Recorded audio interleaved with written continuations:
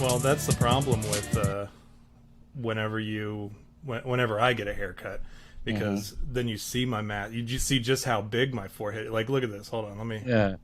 This is It's a a resting. This is my resting face, right? it's what do they And say? there it It's not a is. forehead, it's a five head. I mean, that's like I'm trying to find something for reference here. You know, that's a pretty big. Like to an air, it's almost like half an air duster can. Remember when Is what my forehead remember is. when there was that rumor going around that Marilyn Manson was gonna get like a plastic plate on his forehead so that you could see his brain?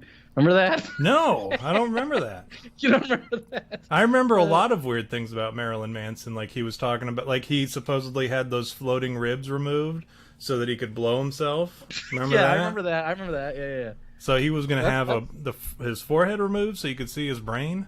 Yeah, supposedly he was gonna have like the forehead like bored out or whatever so that he could put in like a plastic plate and then you could see like his brain.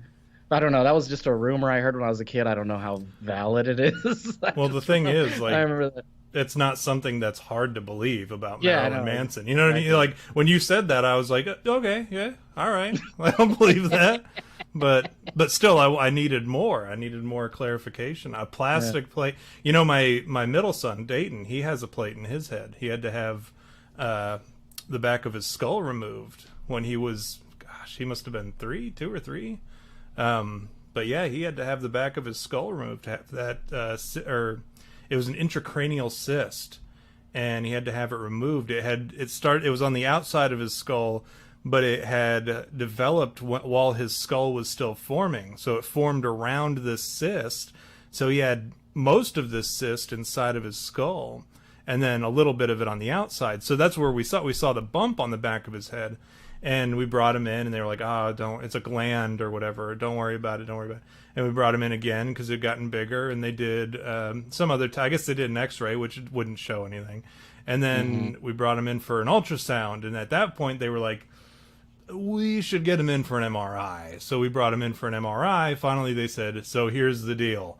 We're going to refer you to the neurology department in Cincinnati Children's. So we happen to live right outside of Cincinnati when it happened. We still do, but we live on the other side of it now.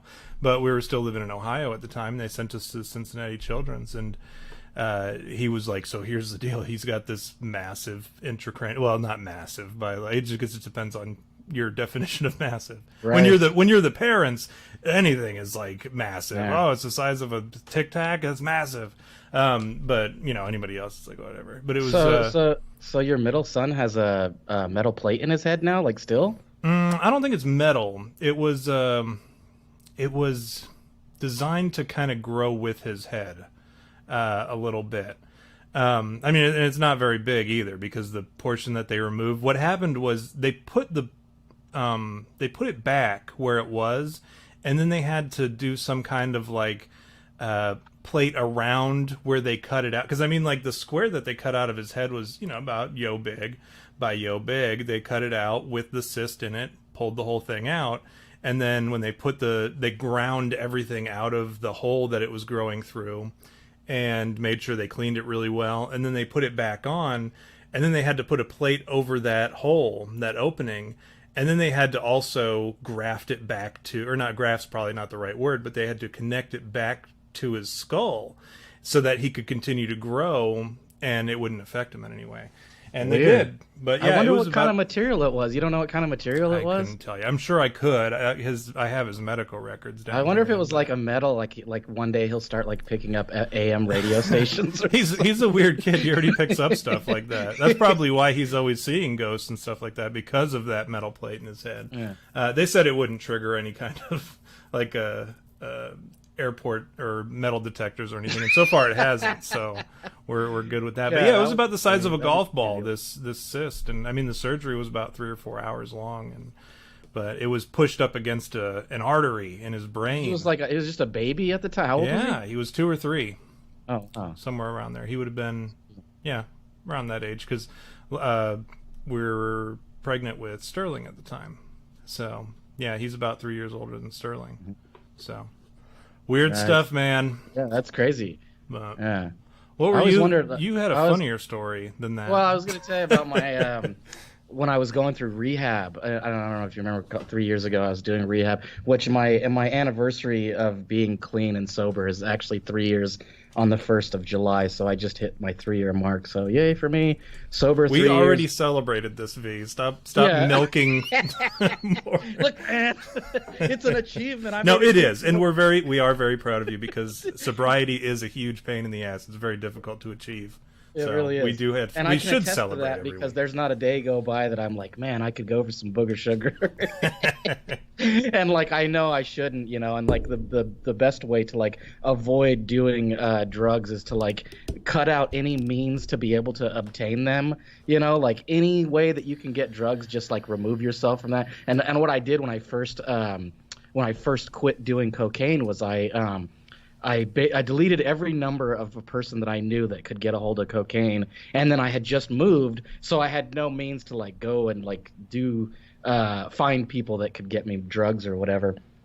And so that actually made it a lot easier. But anyways, I was going through rehab 3 years ago at the VA, and it was this group rehab, and it was so pathetic. And like to kind of give you an idea of how like poorly run this is. Now, mind you, this is California, right? So it's like a bunch of like what do you call it? Disgruntled people that like don't even really want to be there. Like the people that ran it didn't want to be there. You know what I mean? So really, like you showed up and it was just like you were there for your hour and then left. But like the difference between me was like I had put myself in, like I did it myself. I went and was like, look, I need to go to rehab because I've been doing way too much drugs. And so like everybody else that was there was like court ordered. So it was all these like, scumbags, mouth breathers and scumbags. But particularly there was this one guy who was kind of like my antithesis. And like he was this like fat, like long-haired, like hippie-ish dude that like showed up in flip-flops all the time. Like the only a way to describe how he looks to you. Remember that movie Balls of Fury with Christopher Walken? Yeah. The main character, the chubby guy, Randy Montana or whatever. Yeah. That's what the guy looked like, only with like a really scruffy beard. Yeah. And he was just like shitty. The guy was just like shitty. He would show up and he'd like be there with his arms folded and like never answer questions or anything, and like or be like a part of the group. And like me, I'm always like very contrarian. So anything anybody says, I'm like, well, here's the negative side of that, and this and that. And what do you feel like? I'll give you an example. This lady showed up, and it was part of the class or the rehab where she would explain to us about relationships. And she was like, you got to do this, and you got to have these relationships and blah, blah, blah, blah, blah, and like how to nurture relationships. And so right away I'm like, well, what makes you the expert on relationships? Right? And she goes, well, I've been married such and such years and this and that. And I go, and you think that makes you an expert on relationships just because you've been married? Like, that doesn't make you an expert on it. It's like, that's like saying I'm a mom, so that makes me an expert on being a parent. You know what? Of all the things that I am, I am not an expert on any of those things. Right, exactly. So I kind of was busting her balls or whatever. And is this the guy? Yeah, that's the guy right there. Only with like, this is a pretty accurate depiction of what this guy looked like. So he was always giving everybody a hard time, and then he'd come in and he'd fold his arms and like just be mad that he had to. But he was court ordered, so the guy was probably still doing drugs, but just showing up to rehab.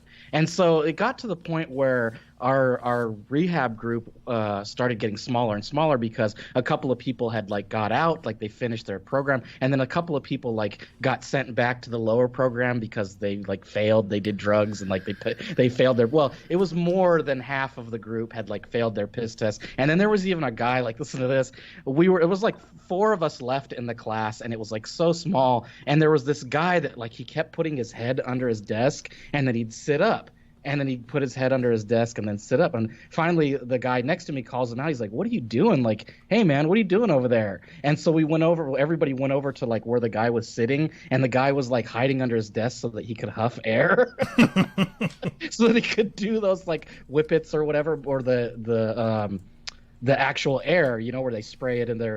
And so that was a failure. And it's funny because like you can blame the guy going, yeah, like, he was a piece of shit or whatever.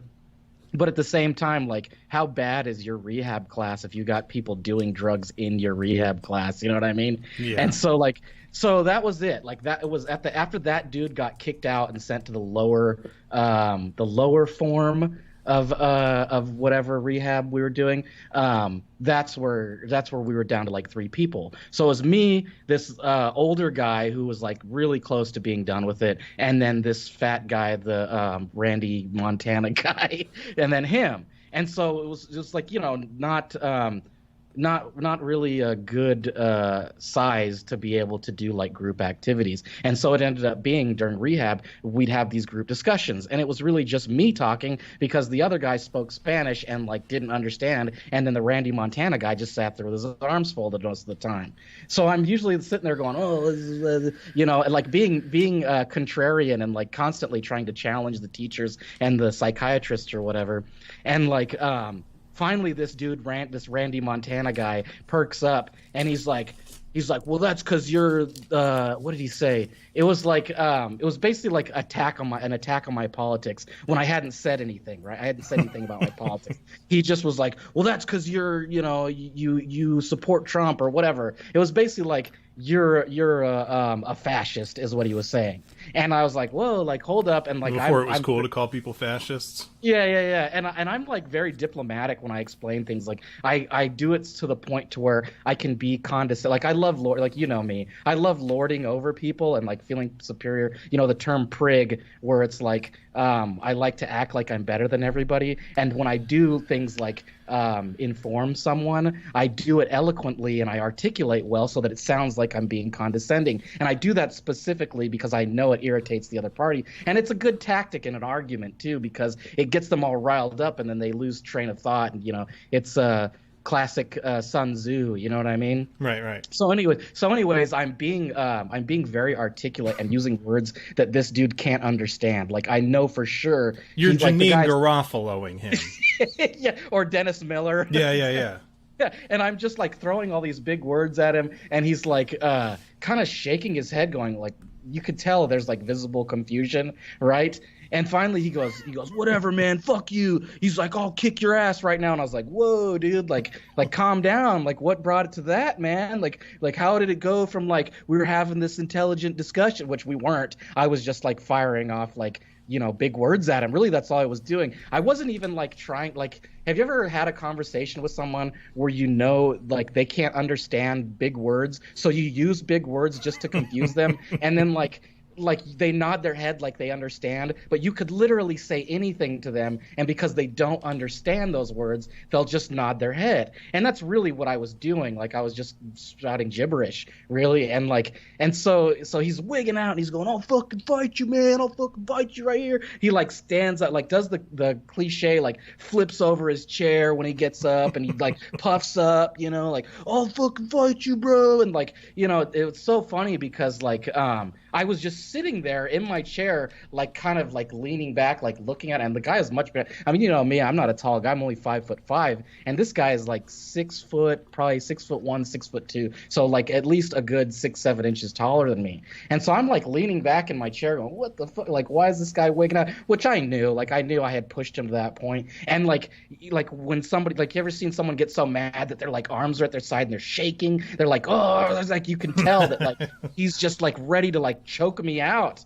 And I go, whoa, man, like, you know, like chill out, dude. Like I thought we were having an intelligent discussion. And like he goes, no, we're not having that no more. It's like, I'm gonna kick your ass and this and that. And then the teacher or the psychiatrist is just standing there like awestruck, like he doesn't know what to do. Like I'm sitting here going, dude, like say something. Like you're supposed to be facilitating this. In charge of this group, right? Abdicator. Yeah, and then finally he chimes in and he's going, "Oh no, calm." And it's like how is that gonna resolve that? You know, where you go, "Oh, you know, calm down, man, calm down." Like anybody that's angry to that point is not gonna calm down when somebody just goes, "Chill out, man, chill out." You know, like using a softer tone of voice is gonna make a difference.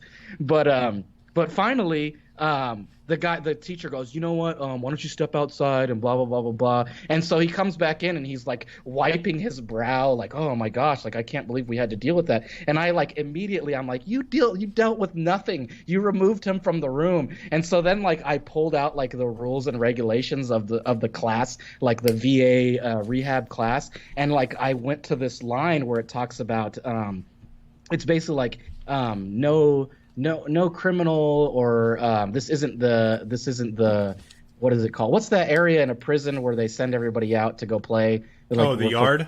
The yard. This isn't the yard, right? And it's like if you start doing anything like that, you're immediately kicked out of the program. So I pointed to that and I was like, look, man, I was like, this dude took it to that level. I said, you need to like do your job and get rid of this guy because he's not even participating in this. And I went and I did that like Karen thing where I complained to the manager and I was like, look, you need to blah blah blah and you need to do this and this and that happened. And so finally the next day I went back for rehab and he was gone and I was like, oh, so you guys got rid of him? And they were like, no, we haven't heard from him, we can't even get a hold of him. So I never knew what happened to the guy. But after that next day it was the last day of the Mexican guy. So he was gone and it was literally just me in rehab. And so finally, like, I'm sitting there in this rehab class being talked to or preached at by these psychiatrists, and I'm going, this is such a waste of time. Like, it's supposed to be group therapy. There's no group, you know, and I'd already done like 6 months and I was clean, like I'd been good. And like, finally I was just like, look, this is a waste of my time. And like I sat down with the head of the group and I was like, this is dumb. Like I'm not getting anything out of this anymore, you know, blah, blah, blah, blah. And I had like, you know, came in there on my own accord so I could just leave whenever I want. And the guy was like, oh, well, like, is there anything else we can do for you? And I was like, yeah, you know what you can do for me? I was like, you can make sure that all my documents are in order and that this, and that, and that you can put through all this stuff for my disability so that I get my money. I said, you do that? I said, and I'll walk out of here happy. I won't leave any bad reviews or anything. And sure enough, dude, within like 15 minutes, the guy had this like template typed up and I had this like letterhead memo that was like, give this guy all the disability that he deserves. And within like weeks, I was getting my disability, which, you know, is awesome. Yeah. But it's crazy to think about that guy, like what set him off, because he was like, he just couldn't fathom what I was saying. And so everything that I was coming at him with, it was like he was so disoriented by it that his only logical recourse was just to have an outburst. And it was like this tantrum, like disguised as like anger, you know? And so that's it. That's the end of the story. Well, I was gonna say the best thing to do when somebody says, I'm gonna kick your ass, because it happens to guys like us all the time, right? Like if I had $1 for every time somebody told me they were gonna beat my ass, I wouldn't be doing this podcast from my basement. Like we would have like a studio, like a legit studio. But my favorite thing to do when somebody says, I'm gonna beat your ass, or any equivalent, is first of all, no, you're not. Second of all, you need to calm down, all right? Because this is not, like, worth fighting somebody over. I mean, I'd be happy to fight you. I'm fine with that, but come on. Like, over a fucking parking space? Calm down, guy. There was this guy when I was used to hang out at this smoke shop back when I was doing drugs, and he worked at the smoke shop, and I went in one day, and he just came off with this like, I heard you've been talking shit, blah blah blah blah blah. And so I was like, okay, what did you hear that I said? And he was like, well, I can't tell you because that would reveal my source. I said, so whatever you're saying is made up. And then he's like wigging out, and the guy was known for doing steroids, so he was probably roid raging too. And he goes, oh, right. And I go, what are you, like trying to like fight me or something? He's like, do you want to? And I go, and this is my response, like when people are like that, I go, no, I solve my problems with conversation. I go, I don't resort to violence like some child in high school. And he just like, his eyes were like, they were like red, bro. Like he was so mad because he couldn't like, what do I say to that? I look like an asshole now because I can't control my emotions. And that's what it comes down to when people reach that level, is like, what are you, a fucking child, dude? Like, what are you, some kind of kid? Like, let's discuss this like adults, like reasonable people. I'm not going to sit here and fight you, you know, although if we did, you know, you would end up in the hospital. Because the fact is like guys like us, we avoid that because we're known, well, what's the term that we like to neutralize a person as opposed to like just fight them one-on-one, with fisticuffs. Like, I'm gonna take out your knee, or I something. will and kill a make- person for less. You know what I mean? Like, as soon as Yeah. the fight starts, if somebody brings a fight to me, it's going to be the last thing they ever did.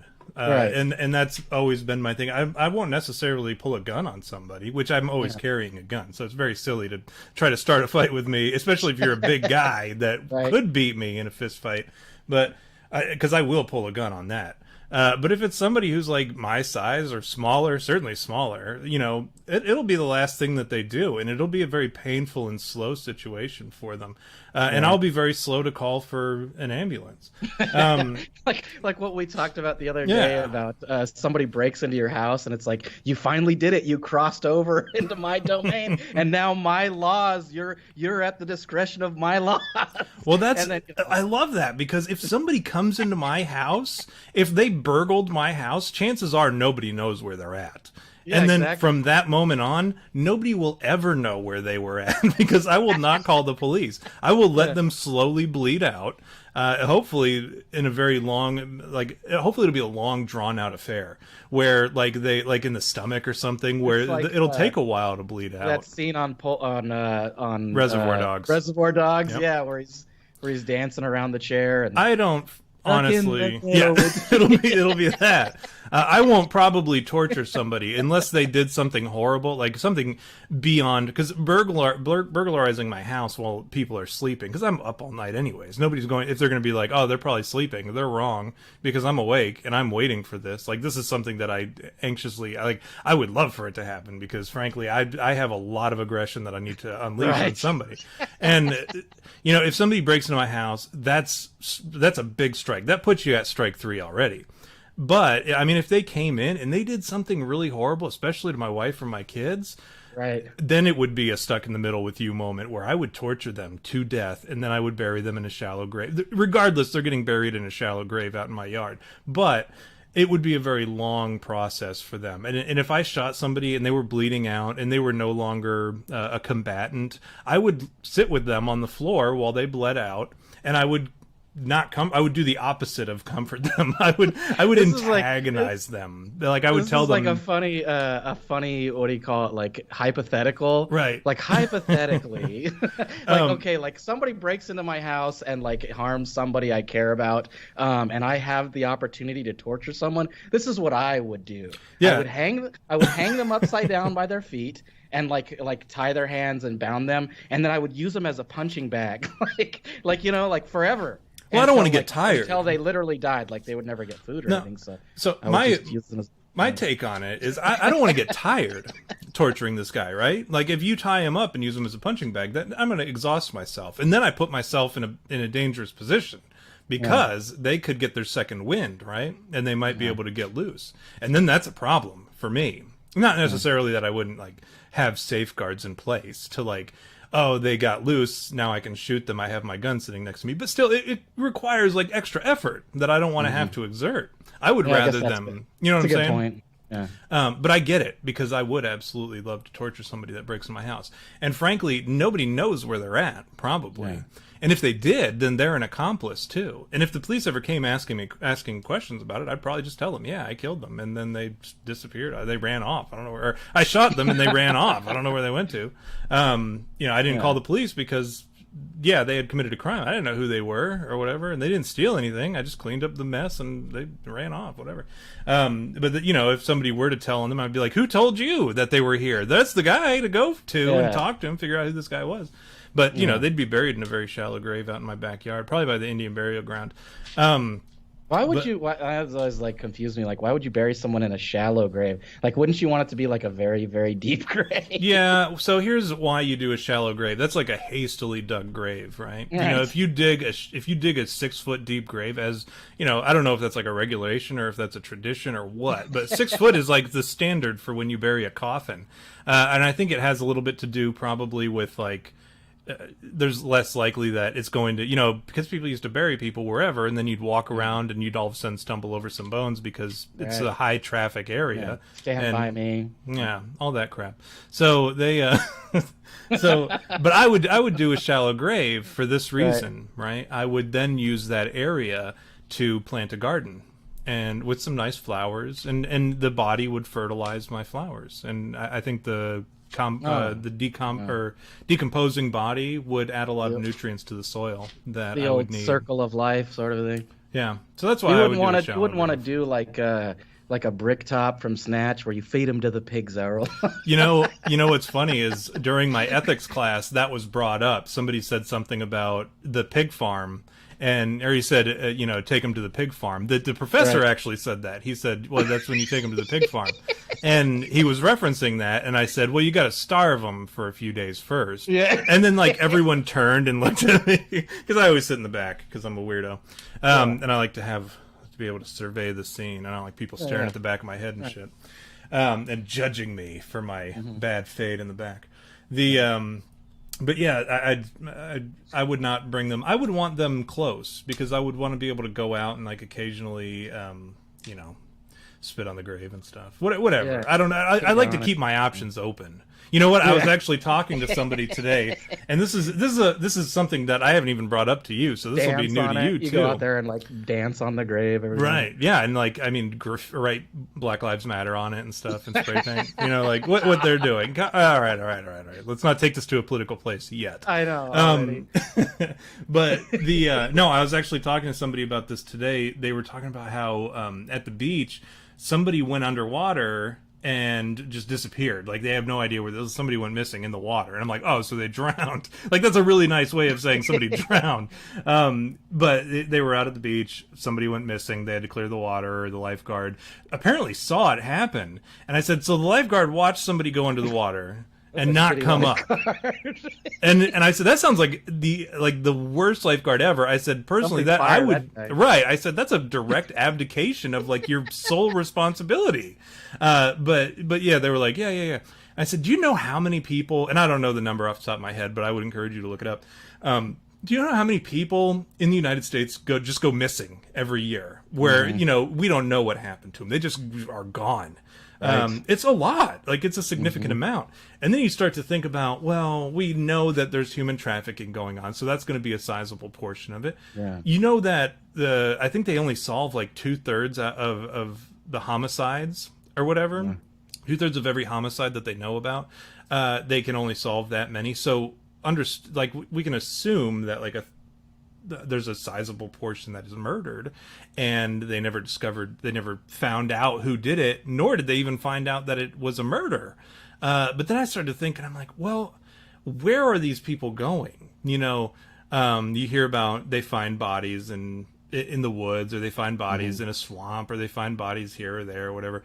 Like, how big is the ocean? It's massive. We've only explored 5% of it. How many bodies are in the ocean? How many bodies are in swamps? How many bodies have been eaten by animals? How many bodies are buried out in the woods? Because the woods is, we have so much woodland area in the United States alone that, don't even get me started on Canada, Mike. How many places there are to hide a body there? But you start to think about, like, at any given time, you're probably only 6 feet away from human remains. Because just based on the sheer number of people that go missing every year and all the places that you can hide a body, and people have probably hid a body. Furthermore, how many times in a given day do you walk across or you come across somebody who has murdered somebody or kidnapped somebody, and you just don't know because of that sheer amount of people who are going missing? So that's something that was like, it wasn't bothering me today because I didn't give a shit. But I was thinking about it, or I was like, dang, that's a lot of people. That's a pretty, like, I know I say some outlandish stuff and I make some really weird claims or whatever, but I think like you could probably do the math and realize that no, there's probably some truth to that statistically. Well, that's interesting that we can kind of segue from there into the stuff about. Gilzine, what's her name? Maxwell? Giselle Maxwell. Giseline. We'll just call her Maxwell. Jizzle G. Sizzle chest. Sizzle chest. No, and what's the Wayfarer. We can talk about that too a little bit. Kyle says it's Giseline. Before we get into the main meat and potatoes of what we're really talking about tonight. Let me before we begin.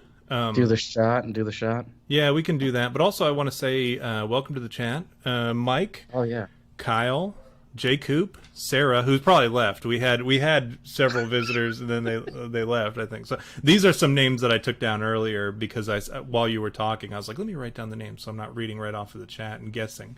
But yeah, there was a Sarah in the chat. Megabit, Donnie, the dealer, Donnie the dealer showed up when you were talking about it being clean. Buzz, Rick, aka the Purple Hobbit, I believe was the name.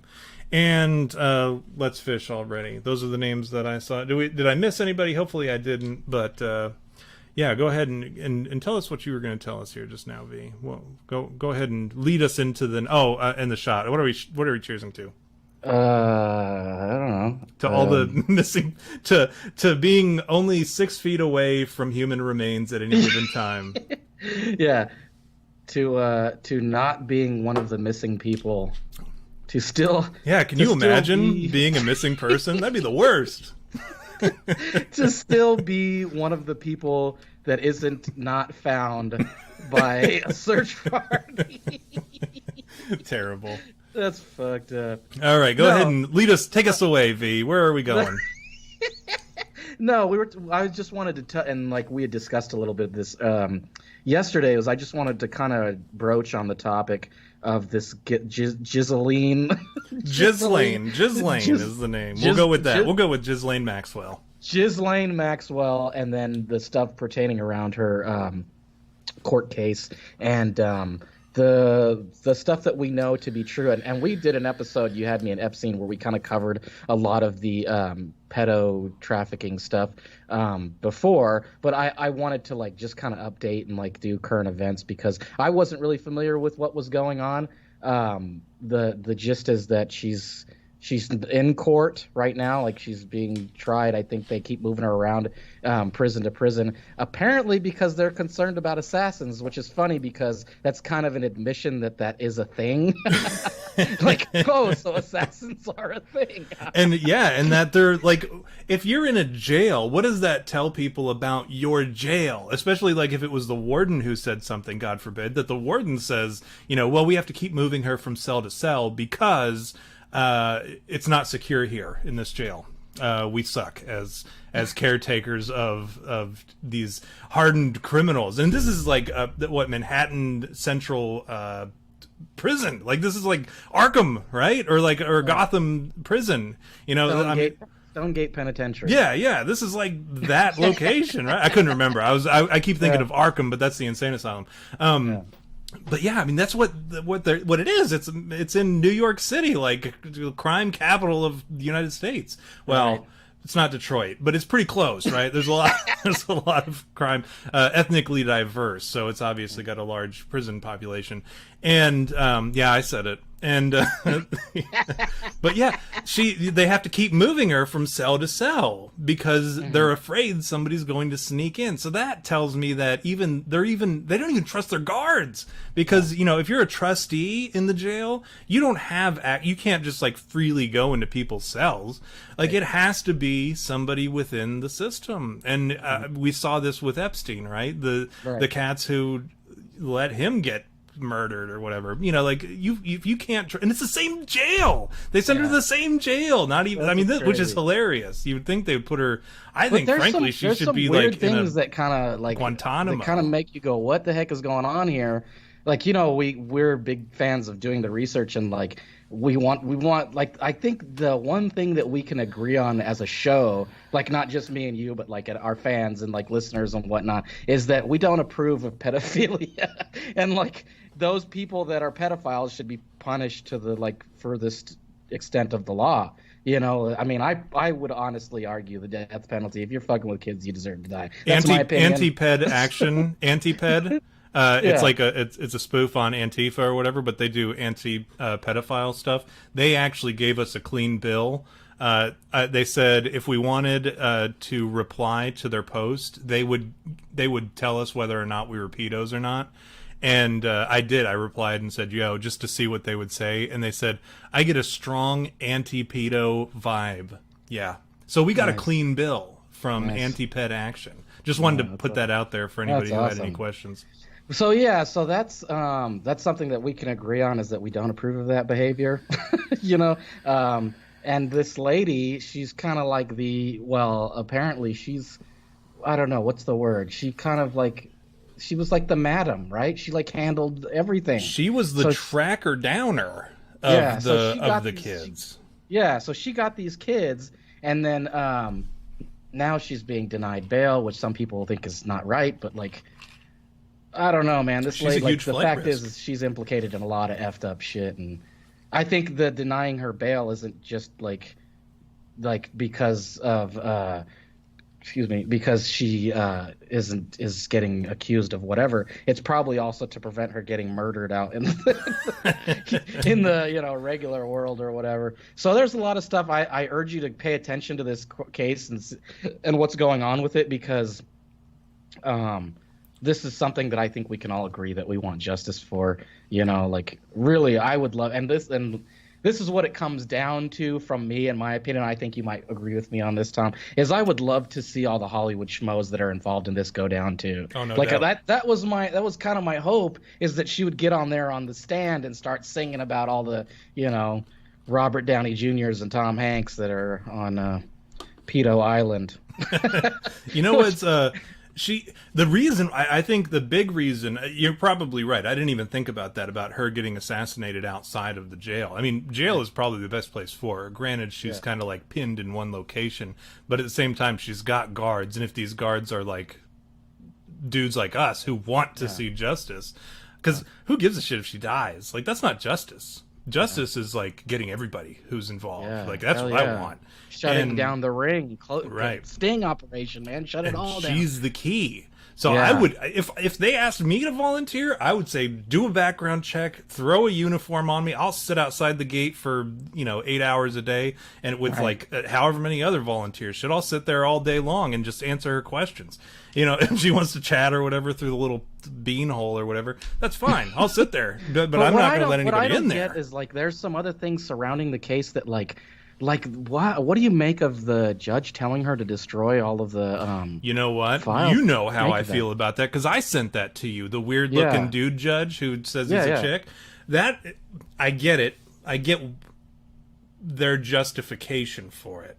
I don't agree with it, because it was obtained incorrectly. Like, they didn't do it by law, which this is one of those rare situations in which, like, the legal system is like, you know what, let's do it the right way, which kind of tells me that it's damning for the liberal progressive movement or people involved in that. So because it was obtained illegally, it needed to be inadmissible or removed unless it could be obtained legally.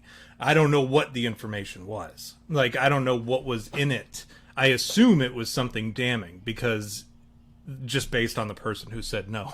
Like, if it was a guy, like, if you saw like super ultra conservative Judge Tom Miller or whatever with my cowboy hat on and a gun holster wrapped around me, and somebody brought me something like that, I'd say, admit it, Exhibit A. That's bring it in. I don't care how it was obtained. I don't care if you killed, whatever, a dozen people to get it, and it was stolen off the back of a dead, I don't know, whatever. But who cares? I don't care how it was obtained. You admit it. This is something that needs to be seen. So what you're saying is, you think that based on this judge's what do you call it? Probably leanings, I guess, or appearance. Yeah, that could be a factor, or like I guarantee it was negligence. I don't think it was negligence. I think it was an intentional abdication of her duties as a judge. His duties as a judge. Excuse me. I'm inclined to agree. Actually, I think, and I've said this before. We always talk about this, about when you see somebody and you have this like just kind of premonition opinion. Usually that opinion is spot on, and I think the same. When I saw that picture, I thought it was a chick, and then you're like, no, that's a dude. Yeah, if you looked at it for more than a second, which I don't blame you for not looking at it for more than a second, but if you look at it, you're like, oh, that's a chick, and you pass it, because he looks exactly like Chuck Schumer's wife, and that's not a joke. Like, that's exactly what Chuck Schumer's wife looks like, but it's a dude, and who's dressed up like Chuck Schumer's wife. But yeah, there's no doubt in my mind that either that person is somehow implicated, or that judge is somehow implicated, or they know somebody, a friend of theirs, is implicated in it, or they were paid. There's no way that any judge, justice is blind. Hey, let's at least figure out, let's work through this together. How can we make this legal? Something like that. Because this is not like somebody stealing a Snickers bar, or this is not like unpaid parking tickets. This is a global pedophile ring. This is something where the rules need to not just be bent, but they need to be broken. We need to get to the bottom of it, and I don't care what it takes. Batman is what we need. We need the vigilante out there. But okay, so there's that. So we know about that stuff, and again, I urge you guys to pay attention to that and see what's going on, because it's something, like I said, that we all agree should be handled. And then the other thing is this Wayfair stuff, and I don't know too much about it. Maybe you can kind of add to whatever I know. No, I got you. It's basically, from what I understand, is Wayfair had these products that were like ridiculously overpriced, and so the speculation or the postulation, whichever one you prefer, is that they're also selling kids or with these sites. And so like you'll have, and this is just an example, like a beach towel that's like $40,000. Right.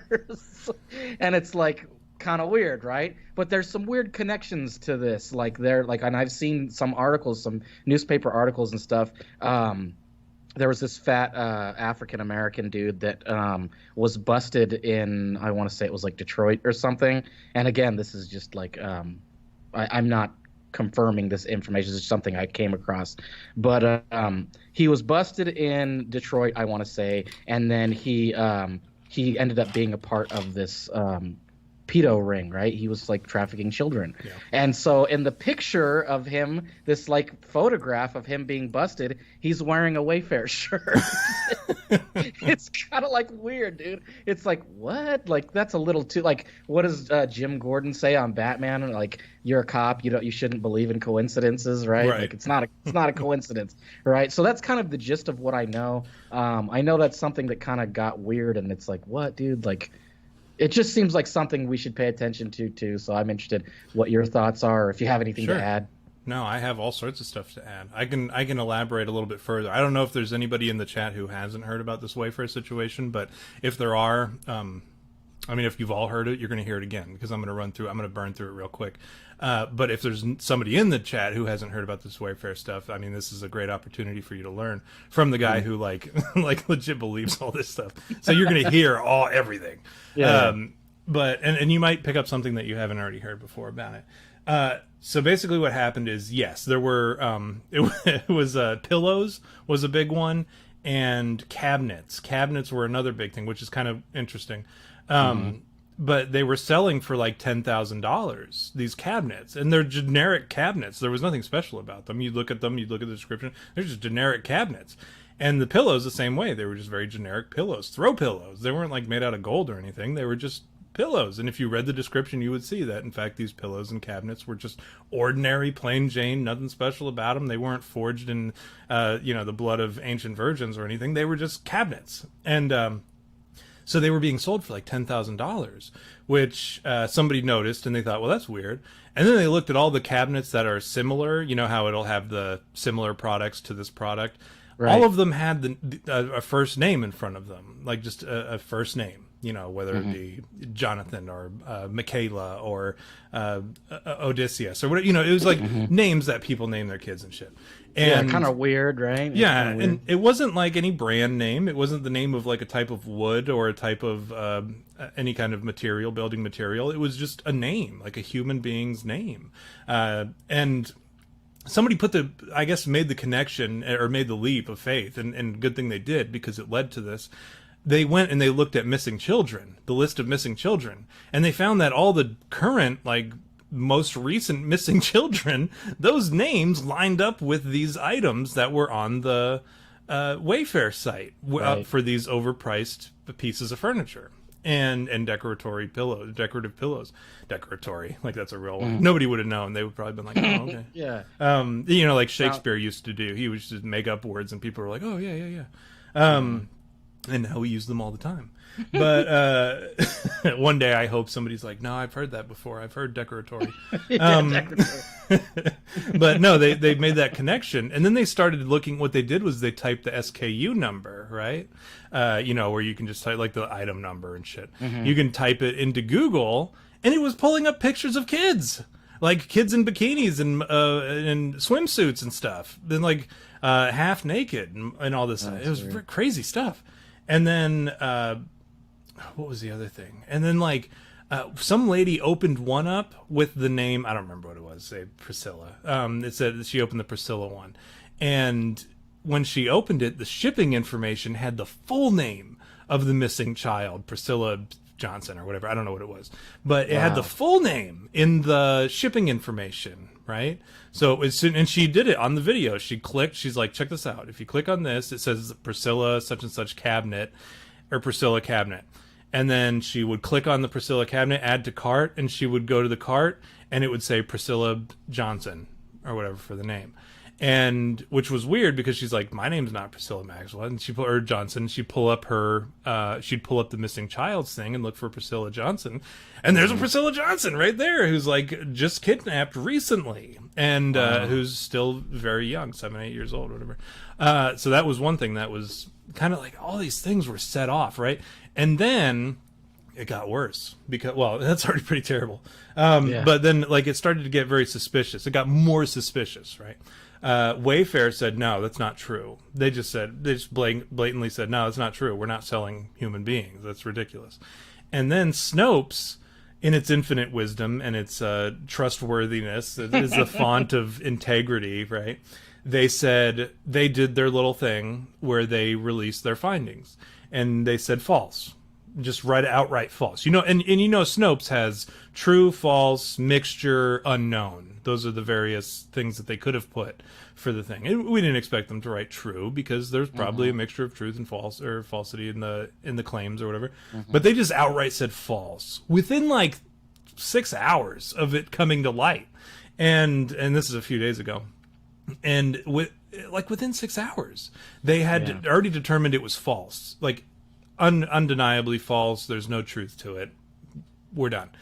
And then, I happen to read the Snopes. I read Snopes for entertainment value because I don't believe a word Snopes says. It's too politicized and it's owned and bought and paid for by all these different organizations, and they'll say whatever they need to say to, make a quick buck. I mean, the dude's he's a known prostitute abuser and drug abuser as well. So I mean, like everything he says, I generally assume is to pay for his drug and alcohol and prostitute addictions, and that's all true. You can Snopes it. you can fact check me. But they said no, it's false, and then I read it, and it was all speculation, and they didn't even try to hide that it was speculation. They said, well, it would be extremely unlikely that this and this and this, and we believe that there is no truth to this, and it would be a great stretch to think that this, and this was their own verbiage. This was their own terminology that they were using. I'm not like exaggerating at all. They used all assumptive or presumptive language, and it was nothing rooted in fact. And I don't think they even cited anybody or anything other than the Wayfair email that came out or Wayfair press release that said no, it's just not true. And then come to find out, Wayfair is actually a sponsor for guess who? Snopes, right? So I mean, there's of course the fact check choice of most anybody. I mean, like I said just a minute ago, you can Snopes it. That's a thing. People just automatically think fact check Snopes. So people go to Snopes. So if Snopes is advertiser or Snopes is one of their sponsors is Wayfair, of course they're going to be like, well, no, yeah, it's not true. There's nothing true about this.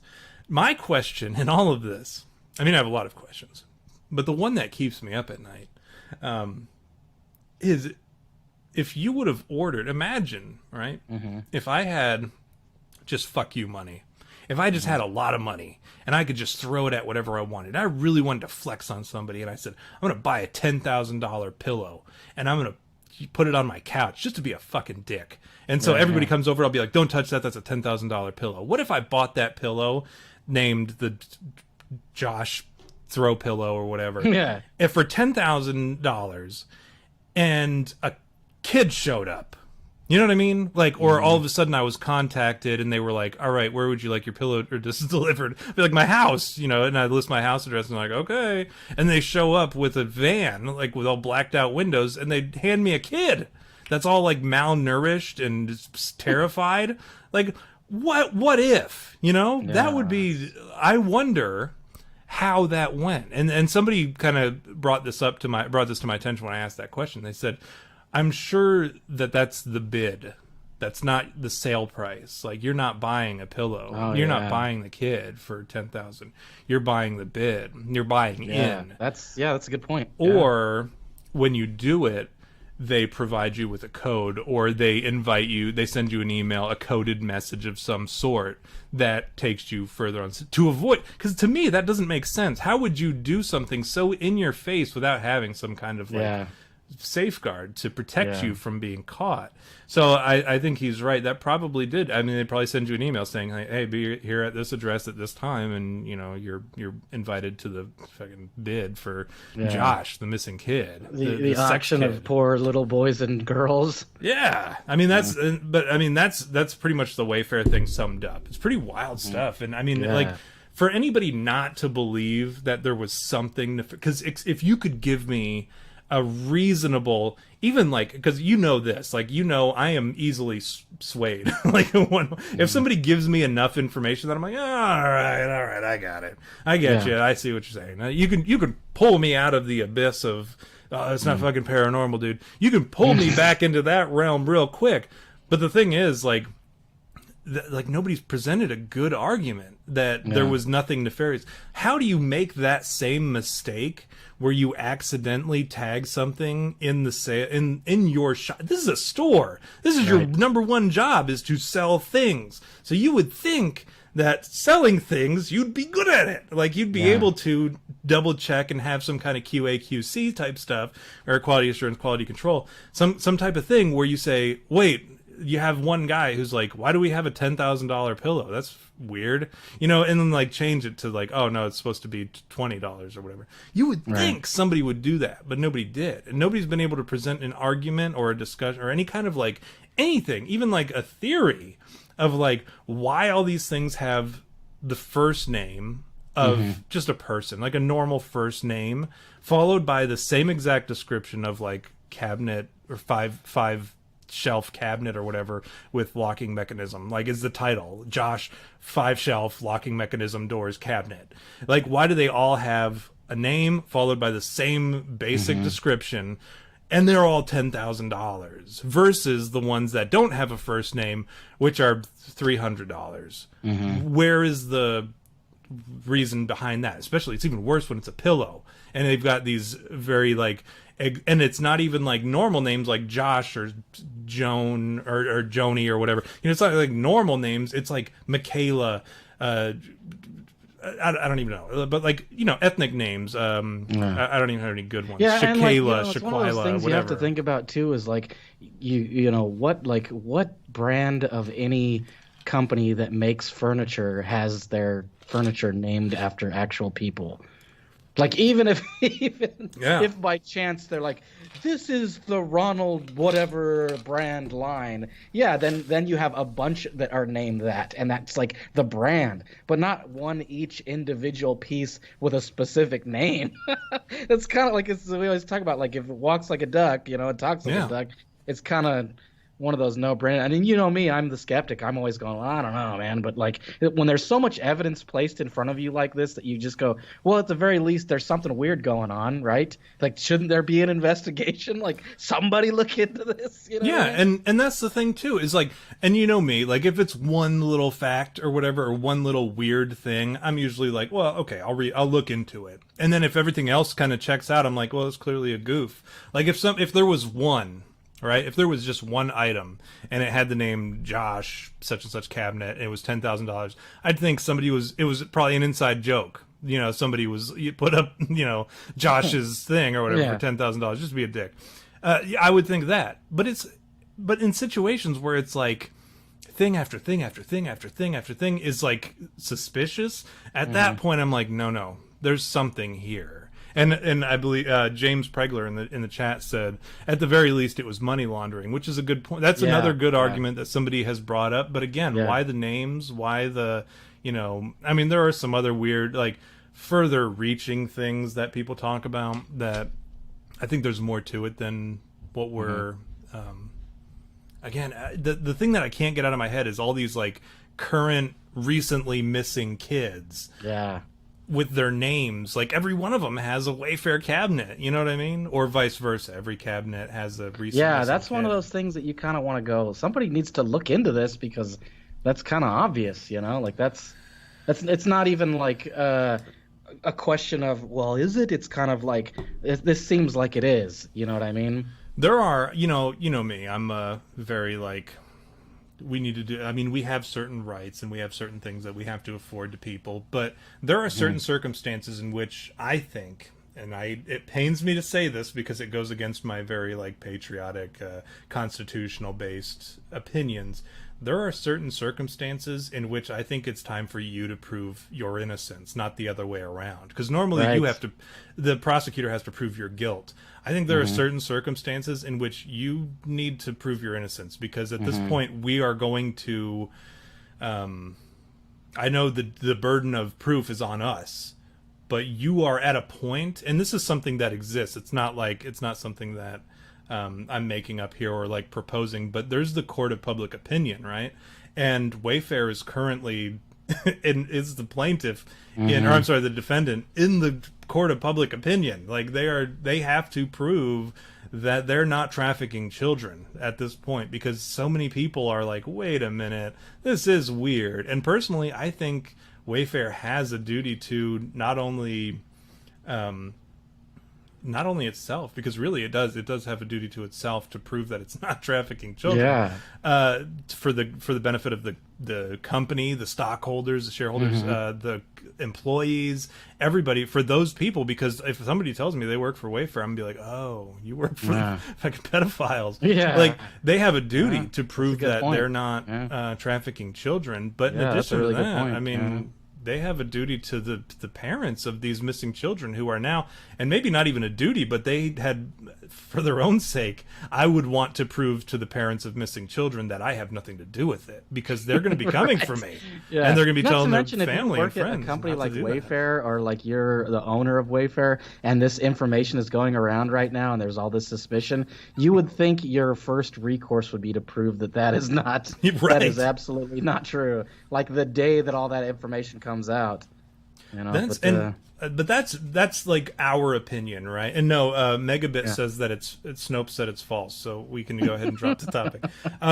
But that's our opinion, because we value our image and we understand how people work. But you see a lot of these people, a lot of these high-ranking officials, we are nothing to them. They're in their ivory tower. We don't matter. Our opinions don't matter to them at all. So they just shrug it off. I mean, most of us could reasonably sit here and say Hillary Clinton has done some nefarious shit that she has not been found, she has not been tried for even. She has not been found guilty for any of this stuff, and she will never face justice for like any of this stuff. But she doesn't care, because she's like, well, as long as I'm not in jail, I don't give a shit.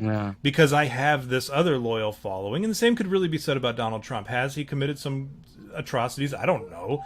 He's been accused of a lot of horrible things. Now, whether or not, I've never seen any like evidence that would say that he actually committed any of these crimes. But if he did, I get it.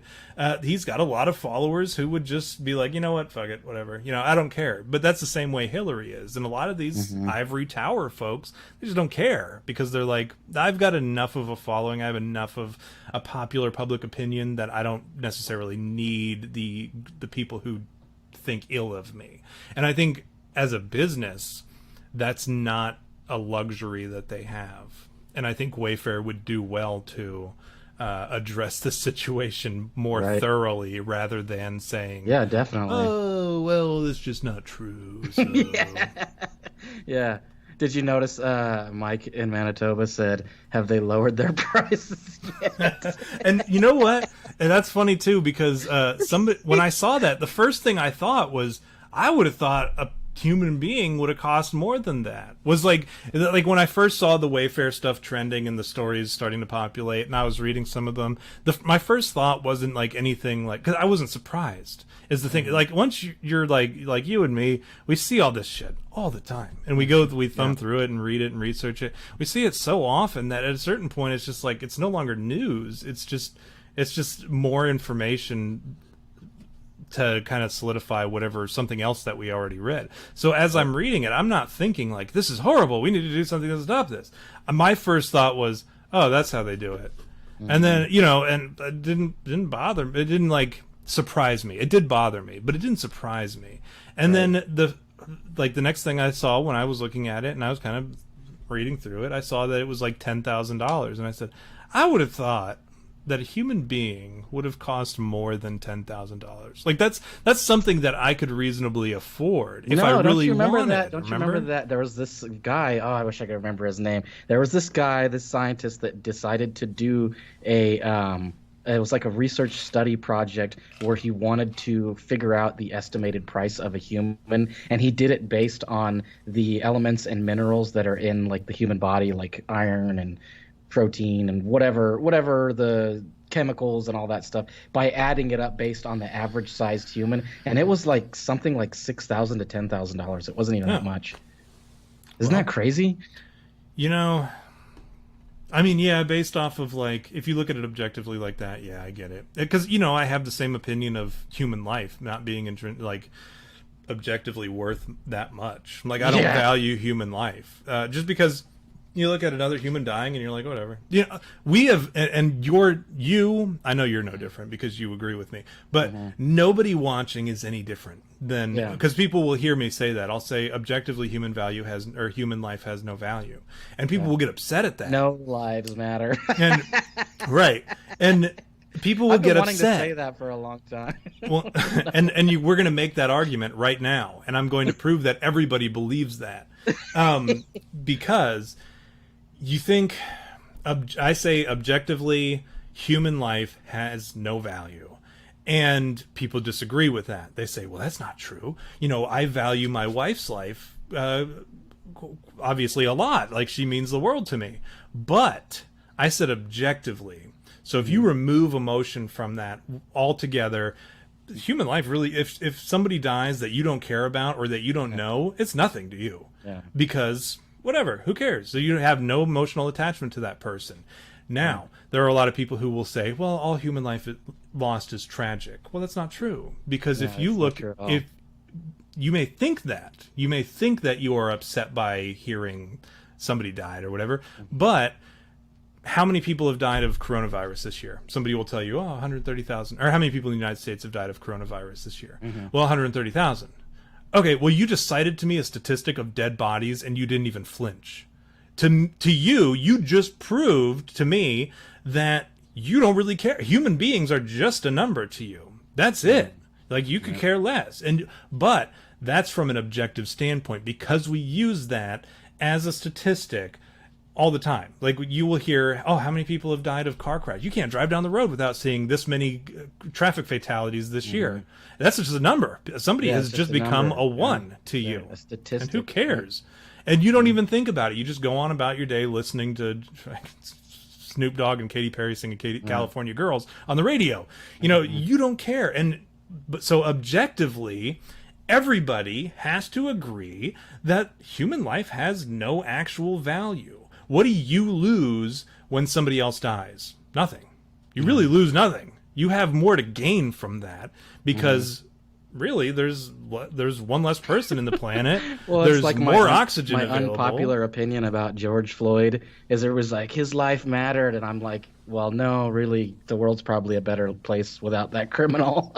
Without the criminal guy that like was a 9-time felon and like held like a pregnant woman at gunpoint so or his buddy could rob her. Like, I'm pretty sure the world is better off without that guy, to be honest. Yeah, and most of the people that are protesting don't even know his name. If you asked most of the protesters, they wouldn't know his name. Be like, who's the guy who died up in Minnesota that you guys are protesting this Black Lives Matter shit over? Oh, I don't know. Oh, okay, well, then go home. You need to go home. Because if you don't even know what caused this, then you need to go home. because that human life had no value. His only value, I guess, to some people would be like the change that came with it. And there hasn't been, and there won't be. I'm just telling everybody now, there will be no change.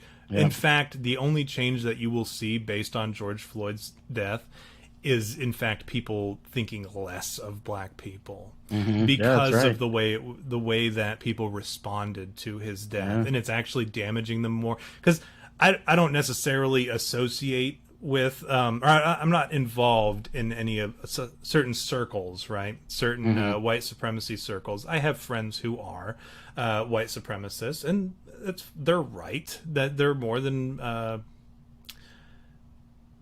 allowed to, based on the rights given and protected by the First Amendment, right? So I engage with people who fall in those circles. I have seen the largest uptick in white supremacy that I have ever seen in my life over the last couple months, right? Since this whole thing started. And I don't think it's any surprise. I certainly wasn't surprised to see it, because I see all the misbehavior, and not only by Black Lives Matter, but by Antifa and by the people who associate and have aligned themselves with Black Lives Matter. But I have seen such misbehavior coming from that particular realm that I don't blame the white supremacists. And I hate that I have to say this, or that I can say this even. Right. I don't blame the white supremacists, because I see the misbehavior. When's the last time I saw white supremacy actually do any kind of real damage? Yeah, at least I mean, the when you look at it like that, you go, well, when was the last time you saw a bunch of white supremacists out destroying public property and statues and like historical monuments and burning down businesses and destroying homes? And that's like terrorism. That's the only way I can look at it, is terrorism. Right. It's disgusting. I mean, regardless, violence against anybody, I think, is unacceptable. I don't think anybody should commit violence against any other person unless it's in defense, in self-defense, or in defense of your family and property. I don't think you should go out and punch a Nazi. I think that's ridiculous. I think you should do like you said, right? Like what you said. You should handle it like as an adult. You should talk to that person. What's your problem? What's the matter with you? Let's have a dialogue here. What's your problem with this? Yeah, absolutely. And like that paper that I wrote the other day that I sent you that picture of, I sat on it for a long time because I didn't want to send it as it was, but then I didn't end up changing it. And I even wrote a little blurb to my professor. I said, "You are going to dislike my last paragraph." I said, I sat on this for a long time. And I realized I would rather take a loss of points and have you think less of me than for me to go against my own beliefs and try to pretend to be something that I'm not. And for those of you at home, my paper was about ethics of how into politics should Christians get, and they wanted us to specifically touch on two topics. They wanted us to, in addition to whatever we were saying, they wanted us to talk about COVID and the response to that, and also the Black Lives Matter movement as it pertains to George Floyd and his death. And I wrote a 5-page long paper, and on the last page I finally got to the racism part that I had planned, and I explained the death of Breonna Taylor and George Floyd and Ahmaud, I forget his last name, but I said, hey, these people were killed in what seemed like very obviously racist driven attacks or whatever, and arguably could be considered murder, and I even consider them murder. However, I said these things happened, and they have spurred this movement in the Black Lives Matter circles. I said, but my opinion is that I do not see black people being oppressed any more so than any other race, maybe even less than certain races. And I disagree with the thought that they are, like I said, that they are being oppressed any more than any other one. And I have never had anyone present to me a good, logical, what was the word I use? Objective argument on the topic and explain to me that black people are more so oppressed than any other race. So for the purpose of this essay, I am not able to address this topic in a way that would be meaningful to anybody reading it. And then I ended the essay with a summary paragraph about what I thought about Christians and being involved in politics. But it's so frustrating to me because their whole point was to do this one thing, was to like, hey, we're the same as you. We got it. We get it. We agree. But well, I need you to also like cater to all these crazy demands that would make us superior to other races. That I disagree with, and that's a problem.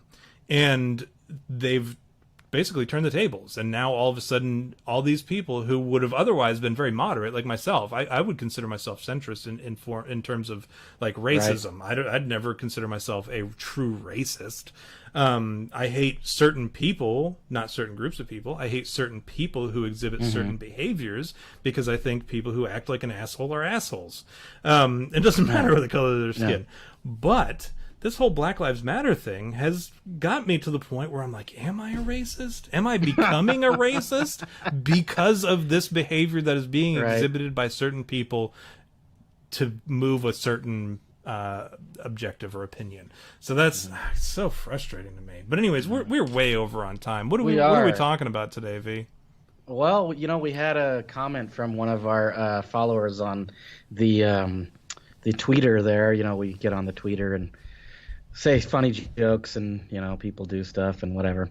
I think it was Jurassic Weeb, one of our followers there, that made a comment about this Dyatlov Pass incident, which is I don't know if that's the accurate pronunciation.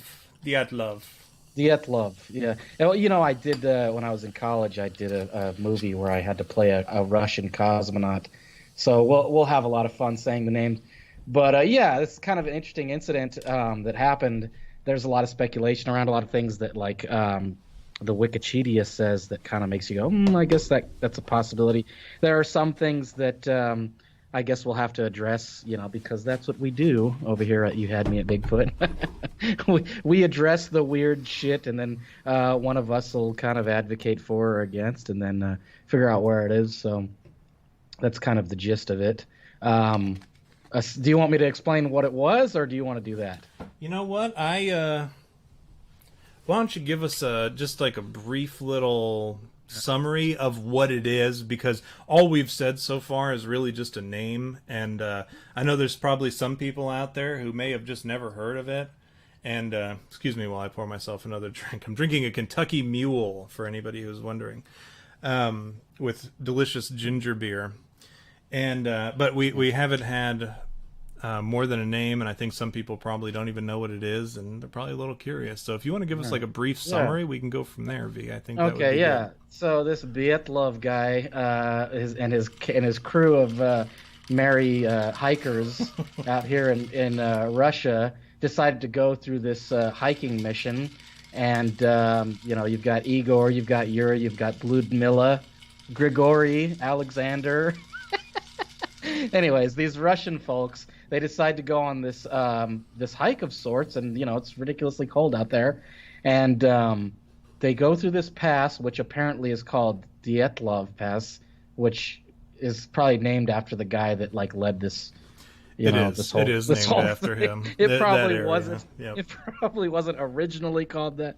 It's just a coincidence. It's a coincidence. Yeah. You're a cop for so long. There's no such. You should know that there's no such thing as coincidences. Yeah, exactly. So they get stuck at this point. They start going. This one guy gets sick. He's got heart problems. They send him back. He goes back. They decide to keep going. The weather gets bad. They go, we'll set up camp. And then all of a sudden, it gets really cold. Some people get sick. Next thing you know, they're dead. That's what we find out later, is they're dead. Like the movie, skip forward, right? We do this, what you call fade out, or dissolve to. Yeah, we do dissolve to change time. Dissolve to, and then now you got the guy at the bottom of the mountain reading this report. There's dead people, and the military gets involved, and they got to search out these people. And then what they find are these dead bodies, and it's weird. Like a lot of them, are kind of they suffered trauma, right? Mm-hmm. Blunt trauma. Like one of the guys that they had explained that it was like he must have been hit with the force of a car.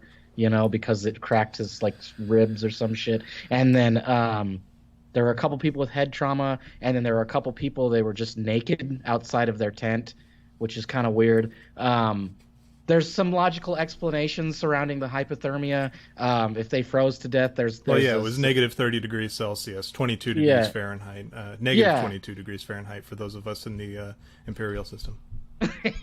Right. So there's this theory that apparently when you get hypothermia, you think you're being hot, so you strip down, and so they were supposedly the possibility is, and there's no definitive information on this. It's just postulation again that they were in an avalanche and they suffered hypothermia, which kind of goes with what it is. But there are a few other things that like kind of don't add up, what they call inconsistencies, and I think those are the things that we're going to touch on today. But that's kind of the gist. You know what I'm going to do, V?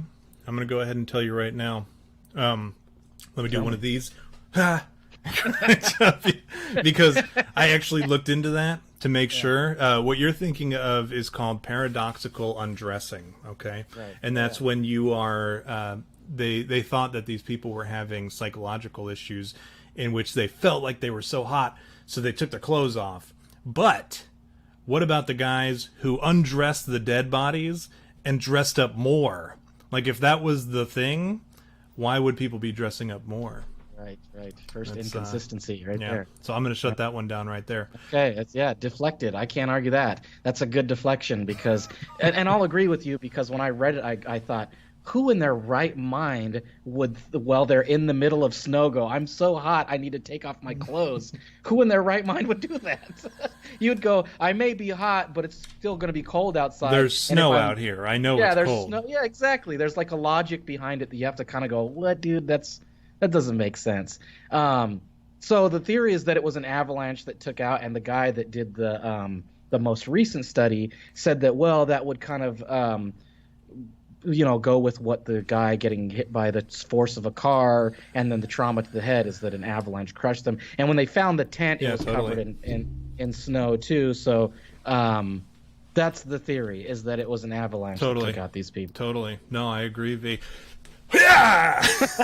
Karate chop that one away. Because, and let me tell you this, there were broken bones. There were a lot of broken bones. And I believe it was a lot of ribs were broken, some skull fractures, broken arms, like these people were so jacked up. Yeah.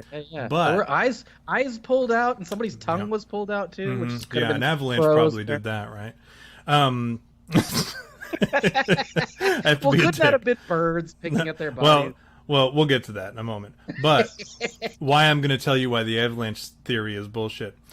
Because they broke their bones, right? These bones were broken. It's pretty horrible stuff, right? Like, if I could imagine as this snow flowed down the mountain and some certain because when a tornado hits, it's never the tornado that kills you, it's the debris that gets you, right? You get hit by tree limbs, you get hit by pieces of like asphalt, rocks, all sorts of stuff in a tornado. Same thing is true on a mountain, right? A lot of these tree branches, big trees even, might hit you, and I mean it would definitely do damage. But there was not a single bruise or any kind of skin abnormality, any kind of what's the word that they used for that?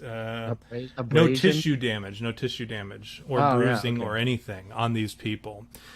So it's very difficult. It's not terribly difficult to break a rib or whatever. You could probably do it, like a human being could do it. But I mean, some of these dudes had one of them had a floating rib, or what's it called, where the chest, basically he broke 5 ribs.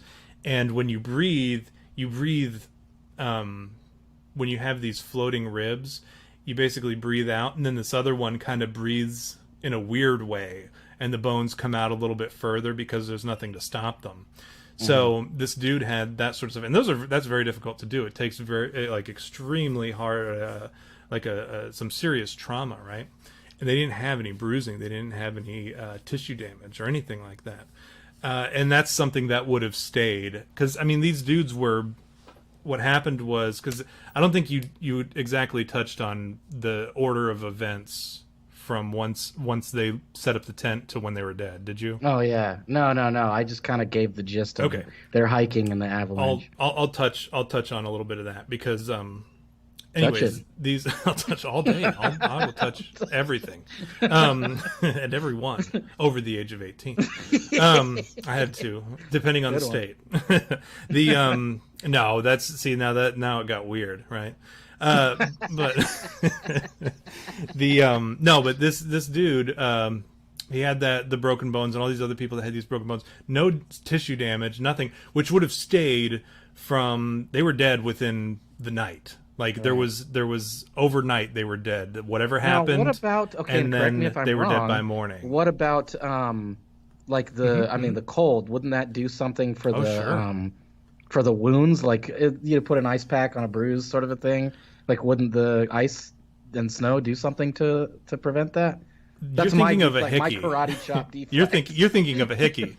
A hick, it would actually do it. But no, in that sort of situation, no, it would have preserved it still, because once you die, basically nothing happens after that. Like your whatever is going on in your body, that's it. You ever look at, I think you'd probably recognize this reference, but like if somebody dies, if they're lying down, when you roll them over, they're going to have all that blood pooled right there.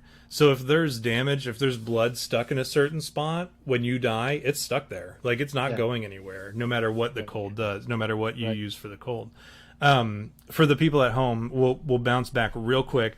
Like you said, they were out hiking, and they were actually trying to get, this is why you should kind of know your limitations, and just when people say shoot for the moon, you fall among the stars, that's a bullshit reference, because there's no stars between the moon and here, otherwise we'd be in a lot of trouble. But I'm more into like, know your limitations and don't try to exceed them too far, because this sort of shit'll happen. They were all like level 2 certified hikers in that area, and they were going for their level 3, and it was like crazy. They didn't have track. enough XP yet. No, they needed to level they were up. not prepared. They should have like done some side quests first, because this ultimately was their demise, and they were trying for their level 3, and they set up their tent because it was the weather was going to, or I'm sorry, it was about to be nightfall, and they were like, well, if we keep walking, we're gonna.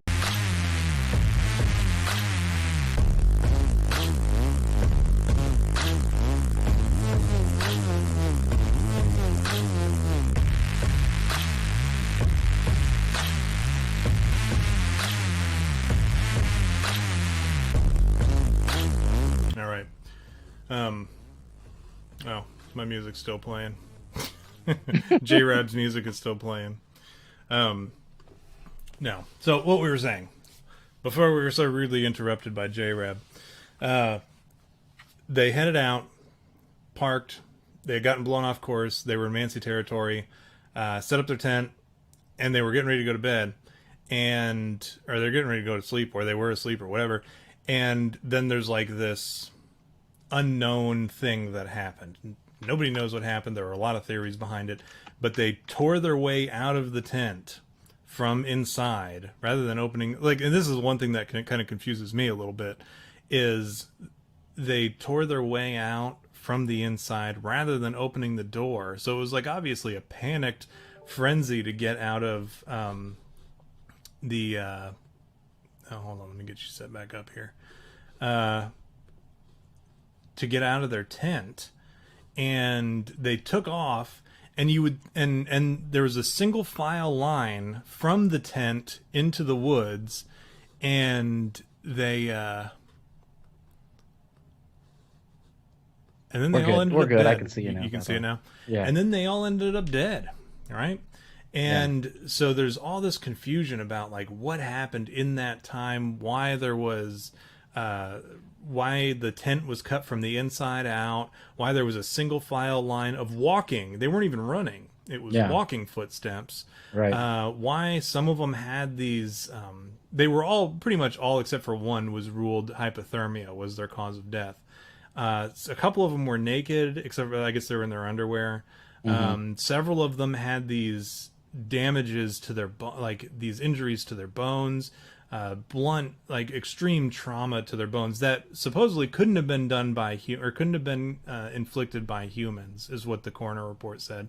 Some of them were missing their eyes. One lady was missing her tongue. There was some guy's, the back of his head was crashed in.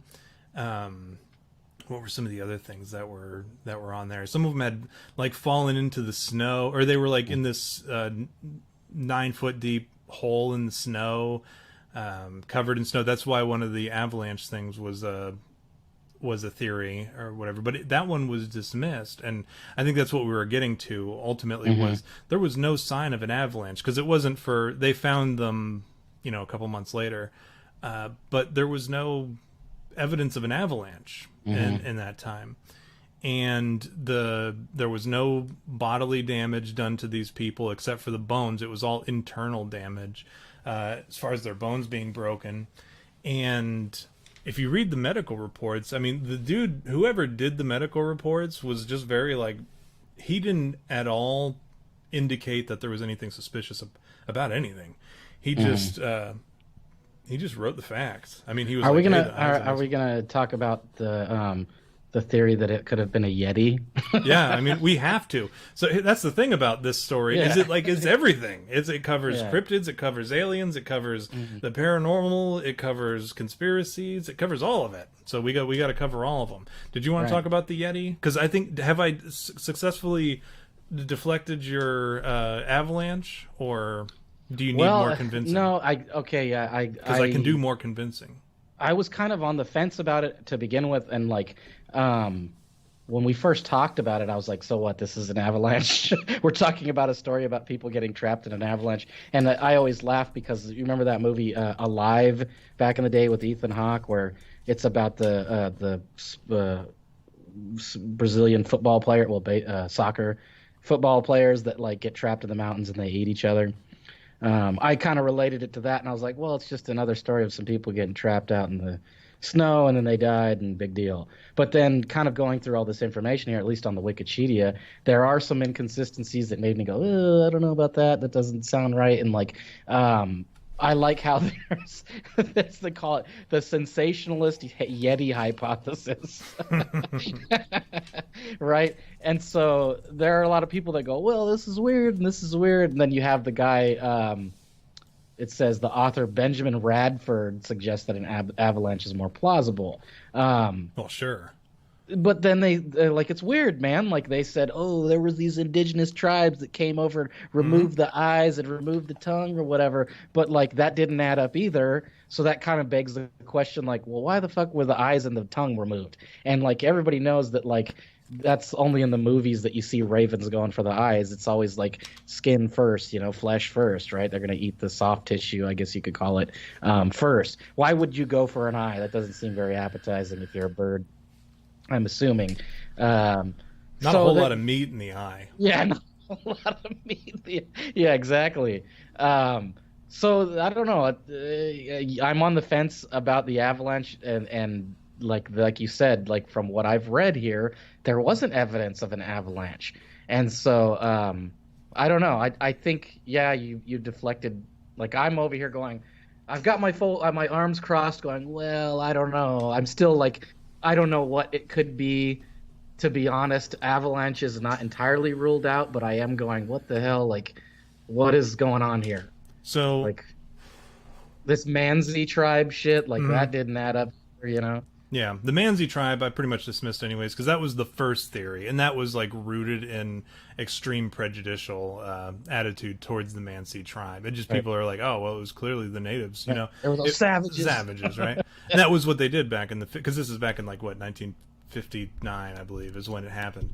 And so they were quick to blame the Manzi tribe. But the thing that they found, it was like a sacrificial altar that they had built some distance away, within walking distance, I guess.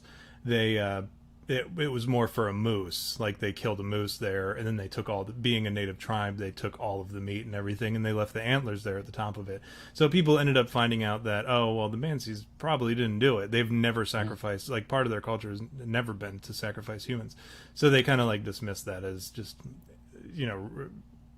prejudicial type attitude of the people at the time. But the avalanche. So another thing that kind of rules out avalanche to me is why would they walk single file away from an avalanche? You know what I'm saying? Like if there was an avalanche coming, don't you think they would move a little bit quicker and probably like move maybe side by side even, or like try to get in front of the other person, or try to like, it would be a race at that point, right? Trying to get away from this avalanche before it comes down and on top of you, right? I don't know. I don't think that like walking in a single file line is the most expeditious way to get away from an avalanche. But that's maybe just my opinion. I feel like you would move a little bit quicker. But yeah, that was the avalanche theory. And I, like you said, like I was kind of whatever.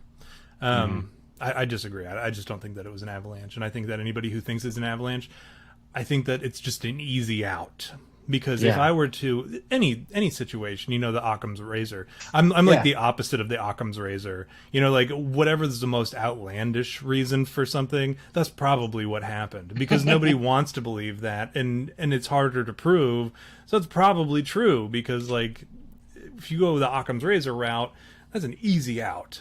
You can just be like, oh, it's probably an avalanche, you know, and then remove any kind of question. You never have to think about it again. But if you're like, well, maybe it was aliens, you're like, but then you have so many more questions about that, because then you have to like start researching, and nobody wants to do that except for guys like me.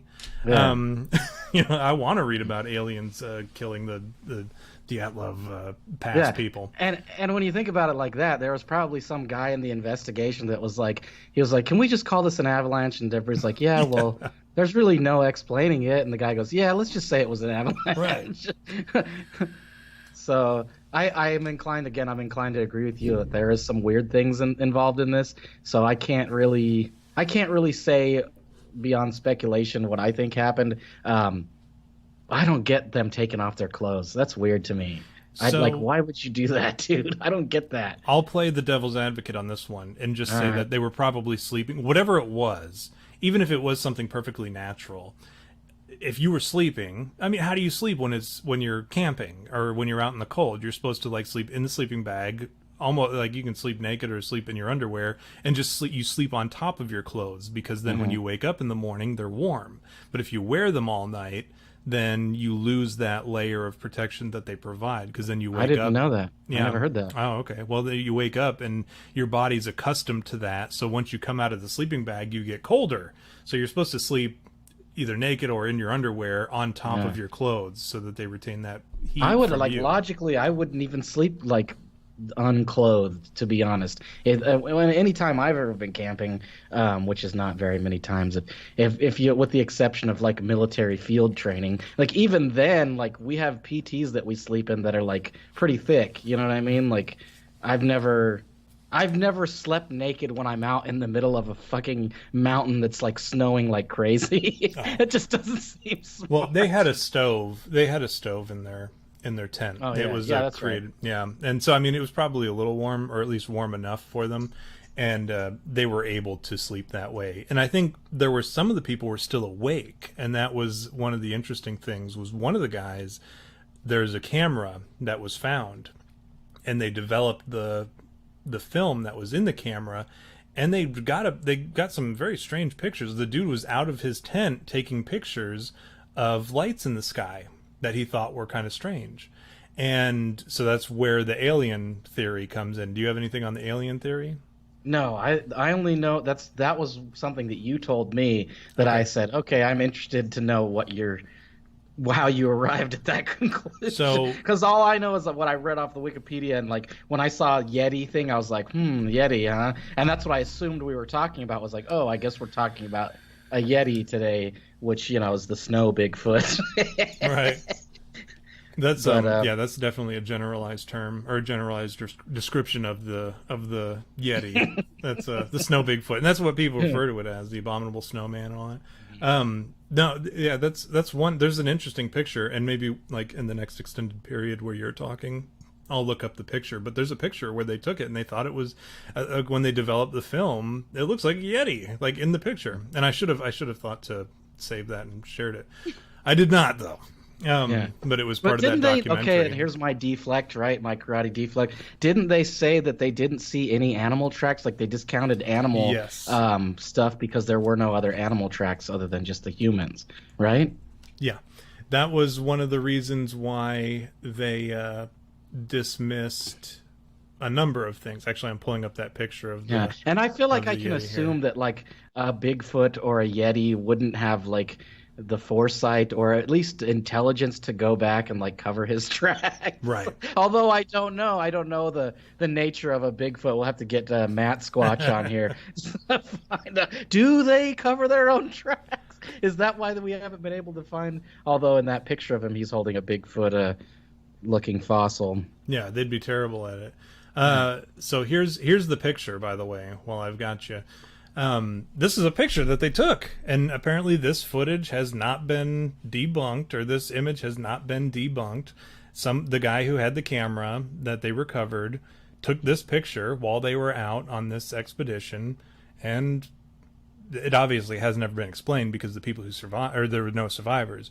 But this was a picture that they found on the roll, and some people argue that it could just be a guy in a bunch of snow gear, which it could be, but it also looks like if you were to come into this thinking, well, maybe it was a Yeti. Like if you look at this, you're like, well, that's a fucking Yeti. That's a Bigfoot. Yeah, that's a Bigfoot. I mean, if you had to ask me, I'd go, what the hell is Bigfoot doing out in the snow? Right. So is he on vacation? Yeah, he had to go to the Alps, Russia. Yeah. the Russian Alps. But yeah, that's, so the aliens, right? He's in the Matterhorn, right? Is that what the thing is?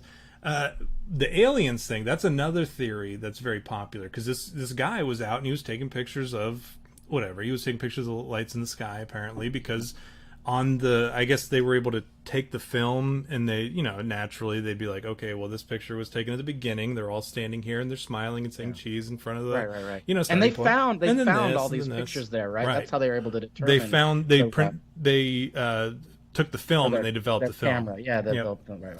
And so that guy who was taking pictures of the expedition, apparently the final night, because the last pictures that were taken were of him taking pictures of these weird lights that were in the sky and that were kind of in the area. And I think there was one that was taken that it was just like, it looks like it was taken in the middle of some kind of trauma, right? Like you just you're like, accidentally click the button. But that's what it looks like. These photos are very like, there's nothing like extraordinary about them. I don't look, anytime anybody shows me pictures of ghosts and shit, or what they think is a ghost, or sends me a picture of like aliens, I'm always like, this is not a thing. Like, don't worry about this. You're spinning your gears on some bullshit. Like sending me pictures of orbs. Come on. But that's what these pictures look like. But this dude was like legitimately out trying to take pictures of these lights in the sky, which may or may not have been anything, but it leads me to believe that there was something that he saw that he was like, well, I need to take a picture of this. Because what happens when you take your phone out and you take a picture of the moon, you think, oh man, the moon looks so cool tonight, and you take a picture of it, and then it's like a little speck on your phone. Doesn't matter, you can't see shit anyways. So that's, I think, what this dude was doing, was he's like, these are some weird lights in the sky, let me take a picture. And then you look at the picture and it doesn't look like nothing. But that leads me to believe that he saw something. And then you also have the Mansi tribe. They also, when they were questioned about it at the time, they said that they had seen some interesting things at the time in the sky. Now, whether or not they were trying to blame aliens for killing this crew that was out on a hiking expedition, I don't know. But they claimed that they had seen some weird anomalies in the sky that night, and they thought it was strange, some weird lights. And I like how you deflected that argument before I jumped in to be Which like, one? well, they could have just good one. What's that? I'm just trying to defend everything. I'm like, I don't know. The Mansi tribe, like going, yeah, it was aliens that did it. We didn't do that. They're all, nah. You guys know what happened to these people out here? Nah. Pretty sure it was aliens. I don't know. I'll just tell you. Like, have you ever seen aliens? Like, they're in the sky? Yeah, no, that's probably them. Like, real quick to dismiss it. I mean, if you can get away with it, great. Because, if you can use aliens, because who's going to tell them? Or who's going to, correct you? It's not like the aliens are going to come down and be like, no, let's take this to Judge Judy. All right? We're going to sort this out. Because then you're like, fuck, you got me. It wasn't the aliens, because they actually showed up and defended themselves. They proved an alibi. But they had an alibi for the night of the Dyatlov we were incident. probing the guy in America. You can actually ask him. We brought him along, and it's me. I'm like, it was terrible. but also, and Right, then right. this is where we kind of get into this supernatural realm of like, if you frantically, okay, so put yourself in the position of an alien, all right? And you come down and you want to get to these people and you have mind control, all right? Imagine that you have some kind of trance-like technology, or you have mind control. And you want to get these guys, you know there's people in the tent, but frankly, you're like, have no idea how to open a tent, right? Because you're just like, it's so below your level of understanding. Like, I don't know how a spider makes a web or how it I know how it makes one, but I don't know how it organizes it. And I don't know like the intricacies of being a spider, because spiders are so below my level of like caring. So as an alien, I'm like, I'm gonna get these guys out of this tent, out of this device that they're in, or this thing that they're in.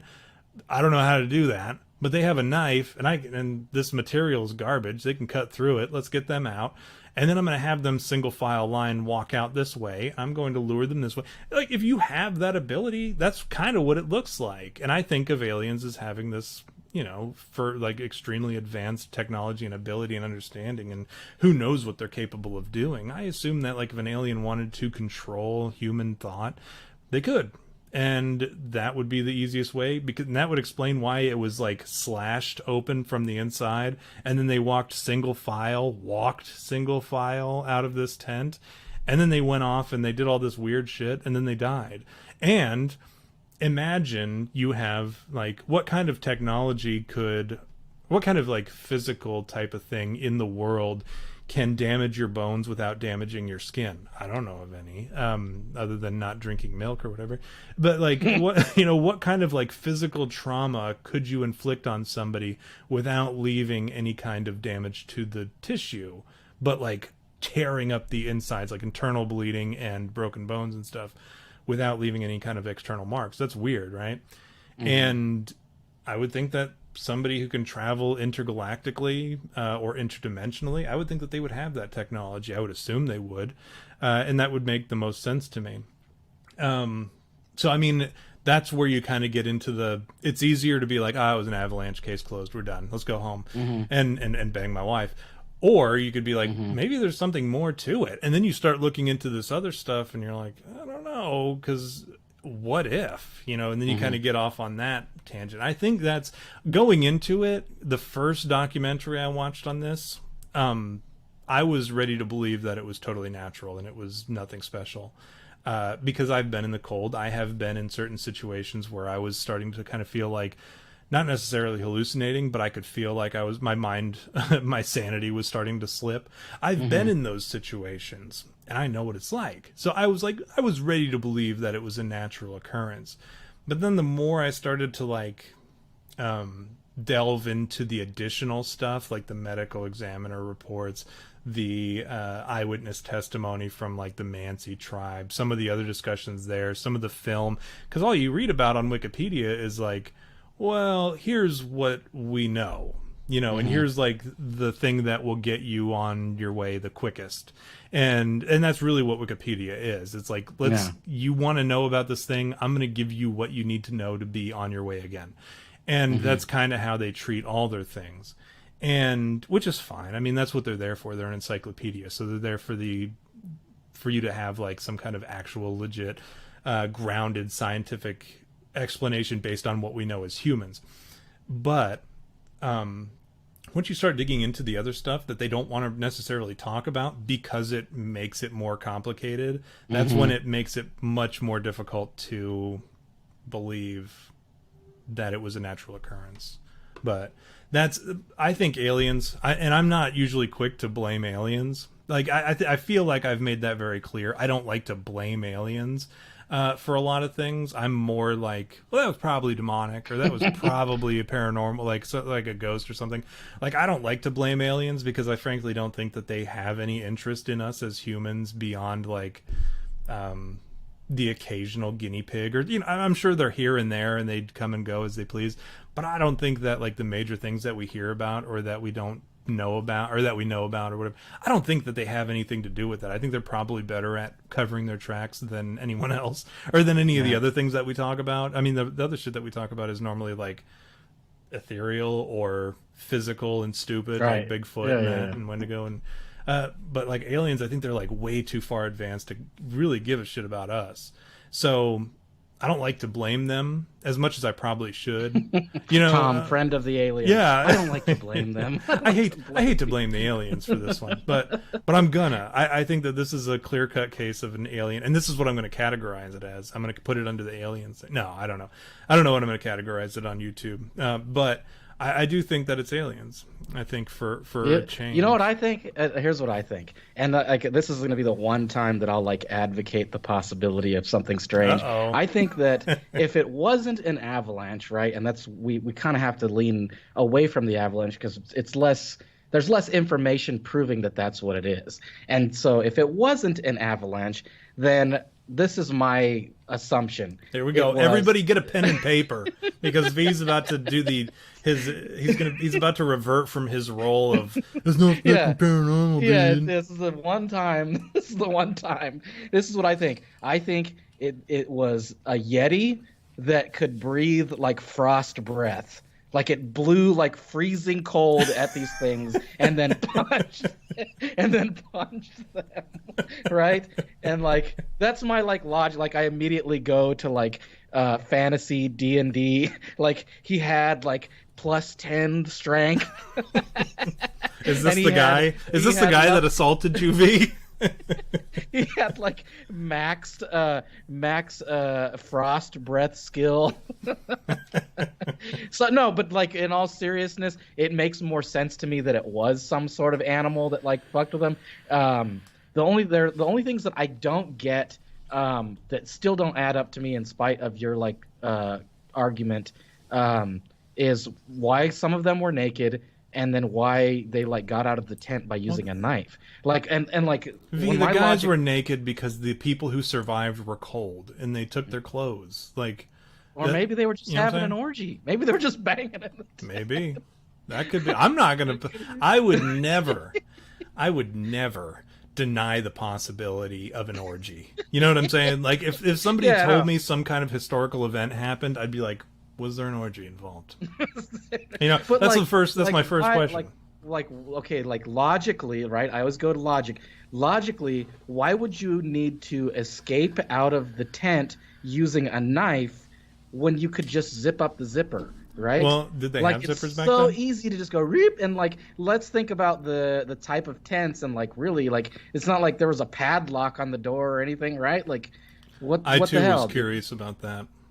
Yeah. So those are the two things that don't add up for me. And I do like in this case I do lean kind of towards there's something weird here. You know, normally I'm like it's not paranormal, but in this case I kind of like I have to like shake my head and go, well, I don't know. You know, I can't sit here and go, well, it's got to be this or it's got to be that, and like I stand firm on that because in this case I can't definitively go, well, there's enough evidence here to say that it's this. You know what I mean? So that's my gist. If it was something weird, it was a Yeti that was breathing frost breath at them. He had frost breath level 3 plus 5. But again, my problem with it being a cryptid is where was the tissue damage?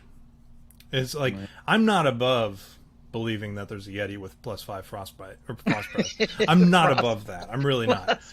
But I would say like, and that was my first thing was like, if it was a Yeti, punching is a pretty normal, or at least hitting. The bears do that, and bears are probably one of the dumbest animals. They're an efficient killing machine, but they're dumber than hell, and they just paw and smack, and they just have enough brute force to kill somebody with their frying pan sized hands.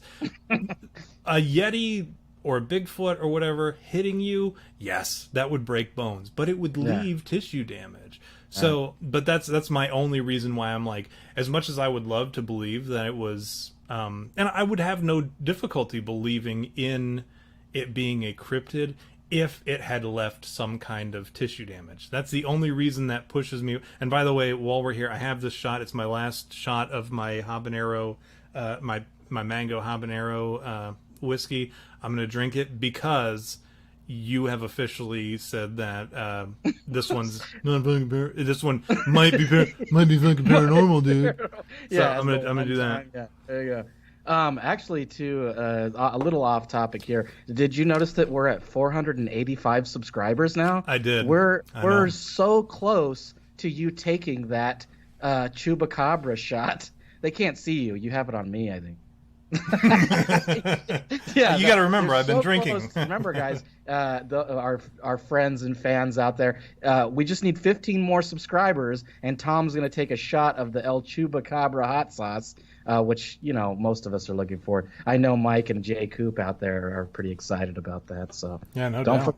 Don't forget to tell your friends about our show. I don't know if this. I didn't mean to like go to the end of our show or anything. No, I just okay. kind of jumped to that because I noticed it.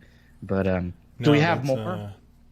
Do we? I don't know. But that's my thing is I would, if somebody presented, I mean, there's not going to be any more evidence that comes out of this. I think we've gotten all the evidence that we can out of the Dyatlov Pass incident. I don't think any new evidence is going to surface.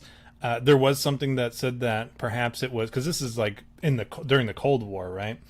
And people said that perhaps it was the Russian government trying to cover up that an incident like this happened the Cold War was really about appearance is what it was. I mean, and it was the space race and all that bullshit, which we won, USA. And they would probably want to cover that sort of incident up. So some people say that it was actually a government covered up. So this is when I said earlier that it was a little bit of everything. It could have been paranormal, it could have been, or, you know, ghosts and demons, it could have been cryptids, it could have been aliens, it could have been a government cover up. It had everything. It had a little bit of everything. And I think in the end, my opinion is that it was aliens, and yours was that it was potentially a cryptid. Yeah. It's a level 99 Yeti with plus 15 frostbite. Yeah, when you're heading up to Higher Hrothgar and you encounter some of those nasty critters. Yeah. That's why you don't do it until you do all the side quests first, and then you start them. That's what I did. And that was ultimately their problem. They didn't do enough side quests. Yeah. They didn't have enough action. They should have done more hikes. They were only level 2 hikers, and they went up against the level 99 Yeti. And and you would think like that might have been it too, you know, because if you have armor on, I'm starting to wonder, like, what if you have armor on? Would that maybe like cushion the blow for the skin but still release the damage to the bone? That's my question now. I don't know. I'm but a lowly EMT, right? Like that was my highest level of, you know, combat lifesaver and EMT. That was my highest level of medical understanding. Yeah, I guess I have to agree. That is the one. That's the flaw in my argument, I guess, of it being a Yeti, is that although we don't know the intelligence of the Yeti, I don't know what the plural is for Yeti. I guess Yeti is probably the plural for Yeti. Yeton. What is a group of Yeti called? What would you call it? I would call it I would call it an igloo of Yeti. An igloo. Yeah, that's what I would go with. No, what was it for Bigfoot? It was for more than one Bigfoot. It was a fight club of Bigfoot. Fight club. And I argued with that blue check mark about it because he's like, no, I've heard that it was called, since I was a kid, it was called a ramble or a blur, a ramble of Bigfoot or a blur of Bigfoot. I've heard that one too. Back in like he said That's back so in cheesy. back in 1994, I heard it was all the way back to then, I've heard a ramble of Bigfoot. And I said, you know what? Back until 1995, I remember back in 93, people were calling it a fight club of Bigfoot, and which is not true because I mean, even the movie Fight Club came out in like 98 or 99, so it was clearly a lie. But this dude, like, I was fighting this dude for no good reason. Just I don't like him. I don't care much for the guy still to this day. I occasionally see his stuff because I follow a lot of people on the account who are paranormal or like ghost show shit people and horror enthusiasts, and they follow this guy. I forget his fucking name, JT something. So what's your summation on the Dyatlov? With Sergei Dyatlov. Yeah, that means goodbye. What's your summation on that? You think it was like let's run through all right. what you think. Like let's put your hypothetical on Oh, the table, you know what? and let's go from when they left camp to do their hike to what you think happened leading up to their deaths. You know what? I do have to interrupt here because Jurassic Weeb, as we were just talking about what the plural of Yeti is, Jurassic Weeb said a blizzard of Yetis. Oh yeah, I that's like good. that. Yeah. I like that. I think we should go Solid. with that. So what do I think happened from start to finish, from rooter to tutor on this one? I think these cats, they set out. There were 10 of them in total in the beginning, and one of them had to go back early because his joints hurt. Remember, I don't know if you read that. This dude fucking chickened out. He had he had heart palpitations. Yeah, he had his sand in it. He had snow in his vagina. Yeah. He went back because his joints and stuff hurt, which was probably the best. I would love to know what this dude did with his life after that. Like after knowing what he dodged or whatever. Like what did this guy do with his life? You know, I would go on and become the president of the United States with that, because I'd be like, man, I'd owe it to my friends, you know, to go on and do something great. But yeah, he went back, and then there were like 7 dudes and 2 chicks left, and which is a good ratio for the chicks, horrible ratio for the dudes. Yeah. Because you know those 2 chicks had already settled on who they were going to go with, and you have to kind of like sabotage the other guys. Yeah, but that's absolutely. Just, you know, absolutely, that's, I know. Yeah, you know the deal. But they who's sleeping next to who? Am I going butt to butt with a dude, or am I going, you know, are we doing some kind of like spooning maneuver on the chick next sandwich? to me? You can do the sandwich. Yeah, and you one know, on one side. I guarantee. I'll tell you what. I guarantee you this. It was stove, right, or the heater, and then it was chick, dude, dude. And then that's how it was, right? You know, dudes all the way to the end. And so that's why, again, I don't bite on the whole, like, they couldn't get to the door in time. It has to be something weird because they cut. Because if it's a dude, dudes are quick. We move quick. We're out the door. Yeah. Yeah, but chicks, if it was chicks on the end, I could see that. A dude being like, fuck it, and cutting the thing up and, like, bailing out. But it's a dude, right? So these 7 dudes are probably out. They would probably be out. But instead it was cut. So anyways, but that's neither here nor there. But chick, dude. Right. All the way to the end. And kudos to the dude on the far end, because that dude has got nothing but dude dick or dude butt in front of him. And then he's also cold as well. So kudos to that guy. Not that it matters. He's dead now. I don't know who it was. Fuck him. But whoever was the guy that was closest had to probably pretend to be an ultra beta male so that he could be closer to the heater. You know what I'm saying? But in reality, it's a good move because he got to be the guy that was like pushed up against the chick. You know what I'm saying? I love that this smart became move. the discussion as their sleeping arrangement. But no, I'm telling. This is our thing. This is our shtick. We have to. You know what I realized as I was like, because I'm going back through all of our old episodes as I'm putting them onto Anchor and all the other things. I'm like, our thing is we have to get gross, and like that's what we do. So it's important that we have this moment of, you know, we have our values, we have our meat and potatoes, and then we have our gross shit. And that's what we're at right now, is we're at the gross shit.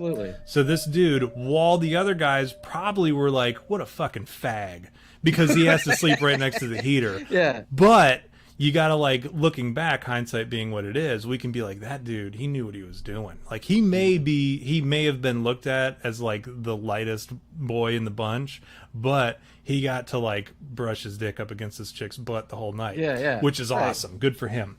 And anyways, I think what happened was the people, you know, I think honestly that dude was taking pictures, and I think an alien probably spotted him. I think an alien was probably doing their normal reconnaissance, and this dude was like, this is weird. There's some weird lights going on up here. And, you know, I, being the cameraman, have a duty to humanity to take pictures, right? So he's taking pictures. The alien spots him because they have the technology where they can do heat signatures, and they're like, hey, there's some people out here like 100 miles from civilization. What are they doing? This guy's looking at me, right?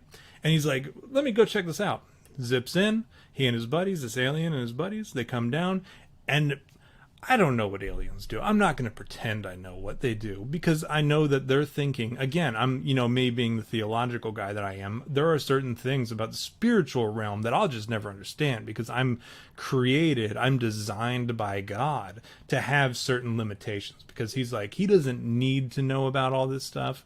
So I'm going to leave him with this tiny monkey brain that has emotion, like human emotion, or like, I'm going to give him a monkey brain with emotion. And that's it. I'm not going to give him the ability to really understand this interdimensional, realm understanding, right? Do you think the aliens like they were sitting in their spaceship and like they saw this dude taking pictures and they're like, look, do you see this guy? And they're like, yeah, man, he's looking right at us. Oh, I bet it was. I think, see that he's looking right at us. Listen, I think, we think about, like, have you ever done this where you're like sitting there and you're like people watching, maybe not intentionally, but you're just sitting there and all of a sudden you see somebody and you're like, man, I wonder what's going on in their head right now. And not just at like a surface level, like, I wonder what's going on in their head right now, where you really try to put yourself in their position and you're like, what is it like to be in that person's head right now? Like, I wish I knew I would love to know. And then even when you start thinking about it, it goes away as quick as it comes. I'm sure there's a word for it. I'm sure there's like a French word for it or a German word for it. But where you like in that fleeting moment where you're like, I wonder what it's like to be in that person's head right now, in that person's life, because they've got emotions, they've got thoughts, they've got worries, they've got things going on, they've got things that they're thinking about for about tomorrow, maybe later on this week, maybe they've got a big vacation planned, I don't know. And you like start to think about it, but then as soon as it comes, it goes away and you're like on to the next thing because they're just passing by. I think that aliens are probably very similar. I think in their technology, they're probably I know for a fact they're way more advanced than we are, but I think that I think personality doesn't change from, because I mean, you look at a dog, right? Dogs have very obvious personalities. You can see certain dogs and you can be like, that's a dog that likes to have fun. That's a dog that loves people. That's a dog that hates people. Like, certain personalities, they stand out, and like, but it's the same across. You can even see birds. Watch videos of birds and they do funny things and you're like, that bird has a personality. I think all species, and this transcends like human, animal, alien, spiritual, probably. I think no matter what, I think personality is like the one constant. And in that, everything within that particular subgroup has personalities that are can probably be broken down into 4 or 5 different types of personalities. I'm not a psychologist. I couldn't sit here and speculate on it. I'm sure somebody could, and they could probably write a book about it. It's an interesting argument. But I think aliens are the same way. I think that there are probably ones who are sitting in their ship like, is that dude looking at us? Yeah, I bet he is. And then they sit there and they laugh about it. Yep. Well, you think like here, and here's my like putting myself in this so-called alien shoes. I think of like we're talking about, you look at somebody, you try to get in their feet, but like when you look at a dog and you go, I wonder what that dog's thinking. And it's like an animal, right? So there's no way you can really relate to them as a being, right? And so you go, what is this thing thinking about? Like, do they think, and like if there's this race of or species of alien out there that sees us, they're probably far more advanced than us, and they're looking at us going, what do you think these things are doing? Look at this guy. They're in the middle of the snow. They've set up this little, like, what is wrong with these people? Like, what would compel them to do that? And so I guess that's interesting. It's interesting to think about, like, when you look at that kind of objectively and you go, well, what would then alien think if they saw some people in the middle of fucking snow? Have you ever seen like a pack of dogs just chasing a rabbit? Yeah. You see that, you watch dogs chasing something out, or even just like, I watch my dogs in the backyard and they're like chasing a bird. I'm like, what is going on? Because these dogs are fucking stupid. And you think that of animals, right? That even animals that are like bright animals, like dolphins, I think are like the number two smartest mammal. And you think like, look at this fucking stupid fish. Like, look at him. He's so dumb. Because we're arguably smarter than they are. Some of us are smarter than dolphins, but like you see dogs and in the same way, like some of these dogs, they're very bright and they have complex something going on in their head, and you're like, what is he doing? What an something idiot. that we don't understand. It to us, it's that's intelligence. To them, like, who knows? Like, there could be a dog community where there's like a smart dog, and to them that's their intelligence. But to us, it's like being able to speak English and formulate a sentence, you know? Like, our definition of intelligence is abstract when you think about it, you know? Oh, you know what? I did want to tell a story before we close out today. Remind me to tell it about, remember the doll that I told you about? Oh, yeah. Actually, I do want to tell that story. I forgot about that. We should definitely talk about that. Are we done with the Dyatlov thing? Yeah, Jurassic Weeb, are you happy with the representation? It's no Yeti with the +5. I disagree. I think it was an alien or aliens. I don't know. This is as if we ever agree on anything on this show. We always come up with something ridiculous. But okay, yeah. So yeah, no. Andrew, are you happy with this? I remember what you kind of were saying about this week. You told me about the doll incident, so I wanted to. I had a discussion with my dad about it too, so I want you to bring it up so that we can kind of discuss it a little bit too, because there were some interesting implications behind that. And so tell us. Sure. So I have. You know what? I don't even want to tell it. Imagine if I was like the guy who's like, "Hey, we should totally talk about this." Fuck it. I don't want to do it. Yeah. Which is like how I am with most of the people in real life. Normally, I'm like, you know what? Fuck it. I'm not that interested. So for the people who are watching, I know you guys occasionally like to hear stories about. I seldom tell the stories about like my paranormal goings on or whatever. I think I did for that one episode, and then occasionally I touch on it or whatever. I still am very active in the paranormal consultation and stuff like that, and trying to help people who are, and like I said earlier, even I still get pictures from people who send me stuff, and they're like, "What do you think about this?" I'm like, "I think it's bullshit. I think you're just like trying to like look for attention for something that's not there. There's probably, I mean, there might be something there, but it's not trying to make its presence known." But there was, I still get stuff from people occasionally, and I do follow a lot of people who are involved in that life, and I watch their live feeds and I provide my feedback in real time. And recently there was a gentleman and this is in Kentucky. I have a couple groups in Kentucky that I keep an eye on just in case they ever need me to come down and visit, or if they need me to help with anything. I make myself available to them. There's one guy who is part of this group, and he collects dolls, which is fascinating to me. This is my new thing, dolls, because I think dolls are probably the best vessel for a demon, for a number of reasons. I think they look enough like humans that they can, you know, they're like, oh, well, this is like my next stop is a human, so like I'll hang out in this doll or whatever for now, kind of get my footing, kind of figure out get a feel for it. Maybe not necessarily that in depth, but I think it's pretty close. And then also they're carried by people carry dolls, especially like little kids or whatever, little girls, they carry the dolls. They have more access to certain events.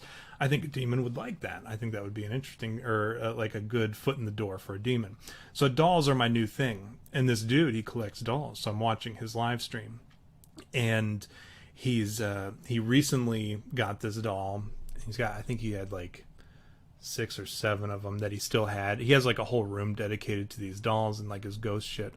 And he had like 6 or 7 of them, and they all have these little motion detectors, EMFs, that he turns on whenever he's in the room, just to kind of monitor them and record them. And he has the little Ovulus device, so like if it talks, for anyone who doesn't know, the Ovulus it's like basically like a word bank, a digital word bank, and you put it down and you encourage the spirit or entity or whatever to engage with this device, and it can actually draw certain words and have the speaker or have the device announce whatever word it's trying to say. And people have a lot of good luck with them. I don't personally ever use one. I don't think I get why you would use them. It's a convenient, like, on the spot way to do it. But I know some of our viewers who have been watching for a few years now have seen when Dustin would pull out his Ovilus, and it would sometimes have some interesting things to say. So again, I understand the purpose of it. I understand why people would use it, and I've never been really that into it. This dude uses them. He had gotten a new doll that had apparently come from a home that was it was having situations in which they thought it was demonic. I don't personally think dolls, I don't think ghosts, like dead people, ghosts, and again, my theories on this are probably different than everybody else's or most people's. I don't think it has to be as binary as like it's demonic or it's a dead person. I think there's more to it than that. I don't know what it is yet. I'm still trying to figure it out. But I think in most cases, probably almost all cases, I think dolls are probably more demonic than they are the ghost of a dead person. I think a ghost of a dead person is probably has better things to do than hang out with a doll. But I think a demon, I think it has more incentive to attach itself to a doll. And so I'm quick to just, my default is, oh, it's a demon. And so that was my thing. I'm watching this, and this dude's talking to this doll, and he's got the EMF, which detects electromagnetic fields. So like whenever, it was a K2 meter, and every time there would be any kind of influence in, or any kind of fluctuation between, or in any of those fields, it would light up just a little bit. It has green, yellow, and red, and there's a couple dots in each one. So if, you know, there's a little bit, it's like 2 green. If there's a little bit more, it's 2 green and a yellow, 2 green and 3 yellow, so on and so forth, all the way up to red. If it's red, that means there's like a great flux in the, there's a great difference in the electromagnetic field. Now, this dude, he was sitting there talking, and it would like light up a little, like every once in a while, a little green light would pop up, and he's doing this on Facebook Live or whatever. And he's asking it questions. He's got the little voice box there, or the Ovilus box, and sitting in front of the doll, and then he's got the EMF pressed up against the doll. Otherwise, no other electronic interference. So there shouldn't have been any lights on the EMF. That's how you know. If you're far enough away from any kind of electric or electromagnetic fields with the EMF detector, you should have no lights ever, unless there's some kind of abnormal influence. And so he's got it pressed up against this doll, and the Ovilus is far enough away that it wasn't influencing the EMF. He would get like 1 green light, 2 green lights every once in a while, but it was nothing special, anomalies, stuff that you could write off. And he would occasionally get a word, like it wouldn't have anything to do necessarily with what he was asking. He'd be like, well, what's your name? What's your fucking astrological sign? Like, it's stupid stuff and uninteresting stuff, and stuff that was more, to me, like yes or no questions are probably more useful in that situation. It's not like you're investigating a crime scene. You don't need to ask open-ended fact-finding questions that it might be a little bit more difficult for the entity to generate some kind of answer in the Ovilus. But he's asking these like open-ended fact-finding questions that, you know, who gives a shit? And plus, first of all, if it doesn't apply, like what if it is a demon? If you're asking how old it is, what's its name, it's not going to answer what's its name. How old it is since time eternal, you know, or since the dawn of time, you know, what, where do you live? You know, it's not going to answer Montana, you know, or Kentucky. You know, it's not going to answer these questions that don't apply to it. But he's asking these questions as if it's a dead person. You know, what's your name? Whatever. And it's saying stuff like, why are you here? And it would say, I don't know, cheese or something. It would say something that's not like nonsensical or doesn't matter. And so finally I started, because I had this theory from a while back that based off of these live streams, and this is the cool thing about live streams now, is I think if, and this is just my opinion, don't go running off and telling on me to Zach Baggins or whatever, I think that if it's a ghost, it's probably limited on what it can and cannot view. I think ghost view or ghost whatever their field of vision is probably limited to something very much like the movies of Insidious, where it's like The Further, where it's like all black except for one thing that they're allowed to see, and they could go to that, and then when they're there it's weird, and there's maybe stuff that they can and cannot influence and shit like that. I think that's kind of like what the ghosts can do. I think demons though have a far greater influence and far greater sphere of an understanding of what's around them, and not necessarily bound to where they are at in time and space. So I had this theory where they could read the chats, and they didn't necessarily even need the guy who is, you know, reading the chat and also asking questions of this doll, that the demon could just answer me directly from the chat. And so I was testing it, and I said, do you know who I am? And it answered no. And without him even asking, like within a few seconds, it answered no. And the dude was asking, again, he was asking questions of like, what's your name? Where are you from? What was your life like? Like, when did you die? Shit like that. But when I asked, do you know who I am? Or do you know me? Was my question. And it said no. And I said, do you know of me? And then all of a sudden it clammed up. It just shut up. Like, but it would have the EMF was lighting up like quite a bit.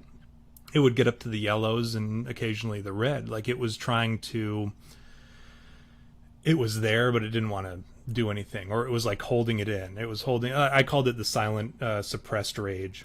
And it was just trying to keep its mouth shut, but it clammed up for a while. And then I asked if it was a demon in Greek. Esis daemon. Well, that's Latin, but anyways, I asked in Greek what it was. I'm way better at Greek in typing than I am in speaking, as my pronunciation quiz would tell you, or my pronunciation midterm would tell you. But I asked if it was a demon, and again, well, it had started talking again through the little obulus to the dude. He was answering questions, or it was not necessarily answering his questions, but it was being kind of vague and cryptic. And then once I asked if it was a demon, again, it clammed up for probably about 10 minutes, and it would just, the lights would go on the EMF. And, I mean, this went on for quite a bit. I would ask it a question, and it would answer, and it was totally ignoring this guy.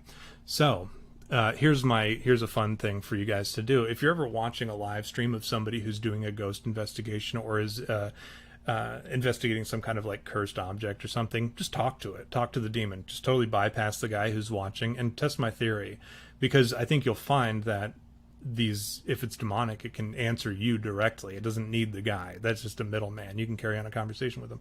But how it ended, now this is the funny part. This had been going on for the whole stream, where like I would say something and sometimes it would answer me, sometimes it would just clam up. And it would, if I asked it a question that I knew it just didn't want to answer, it would just clam up. But if I asked it something, it would, like whatever, basic or whatever, it would answer me. It wasn't answering the guy anymore. And totally, like I think he realized that he was no longer even part of the discussion anymore. He would keep asking, but he's like, he realized that I was talking to this character. I don't know who it was, but I said, at the end, I said, did you want me to come visit? Like, how would you feel if I came to visit? And it said yes. And then the dude was thinking that I was talking to him at this point. He's like, yeah, if you wanted to come visit, you're more than welcome to. Like, he said, where in Kentucky are you? And then the ovulus said, yeah, where? Like, before he even finished talking, like, he was like, yeah, where in Kentucky? And then as soon as he was, like, right there, the ovulus said, yeah, where? And then he was like, where in Kentucky are you? And then I said, jokingly, I almost said, well, wouldn't your ass like to know? But I was like, I'll tell you what. I said, well, I'm in northern Kentucky, but, so I'll tell you what, I'll make it real easy for you. I'll come down there, and we can talk. And so, and then after that, didn't say anything. It just shut up. So I think it's genuinely waiting for me to come down for a visit.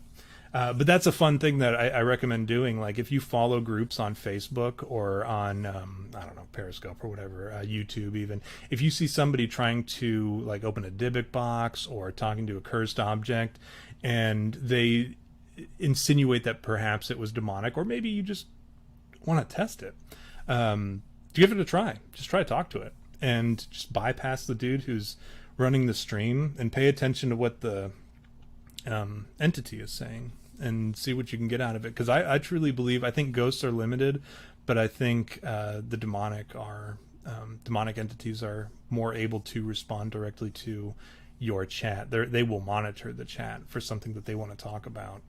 And I mean, because if you're a demon, are you going to want to talk to some, dude who's like in the middle of Kentucky, who's talking like with a thick country accent, who's asking you about your life as a human? Or do you want to talk to the guy who accused you of being a demon and like sees through the disguise of this, little doll? And would you rather talk to that person who is willing to recognize that you're probably not who you report yourself to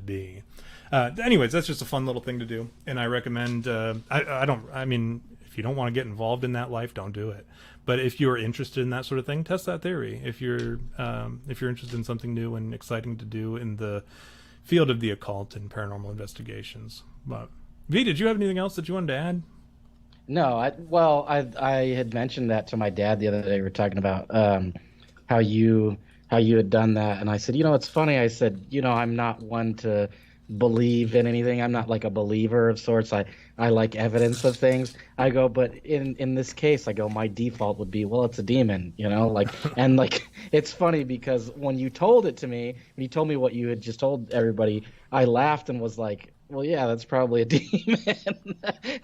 like that makes more sense to me. Like if demons do exist, it would make more sense for it to be a demon than some ghost. And like why in the world would a ghost want to do that as opposed to like a demon who's like, yeah, that's his goal is to do stuff like that, Yeah, a ghost is not going to enter back into the world of the living. You know what I'm saying? Like why? Like they have to know that at a certain point. Like look at it this way.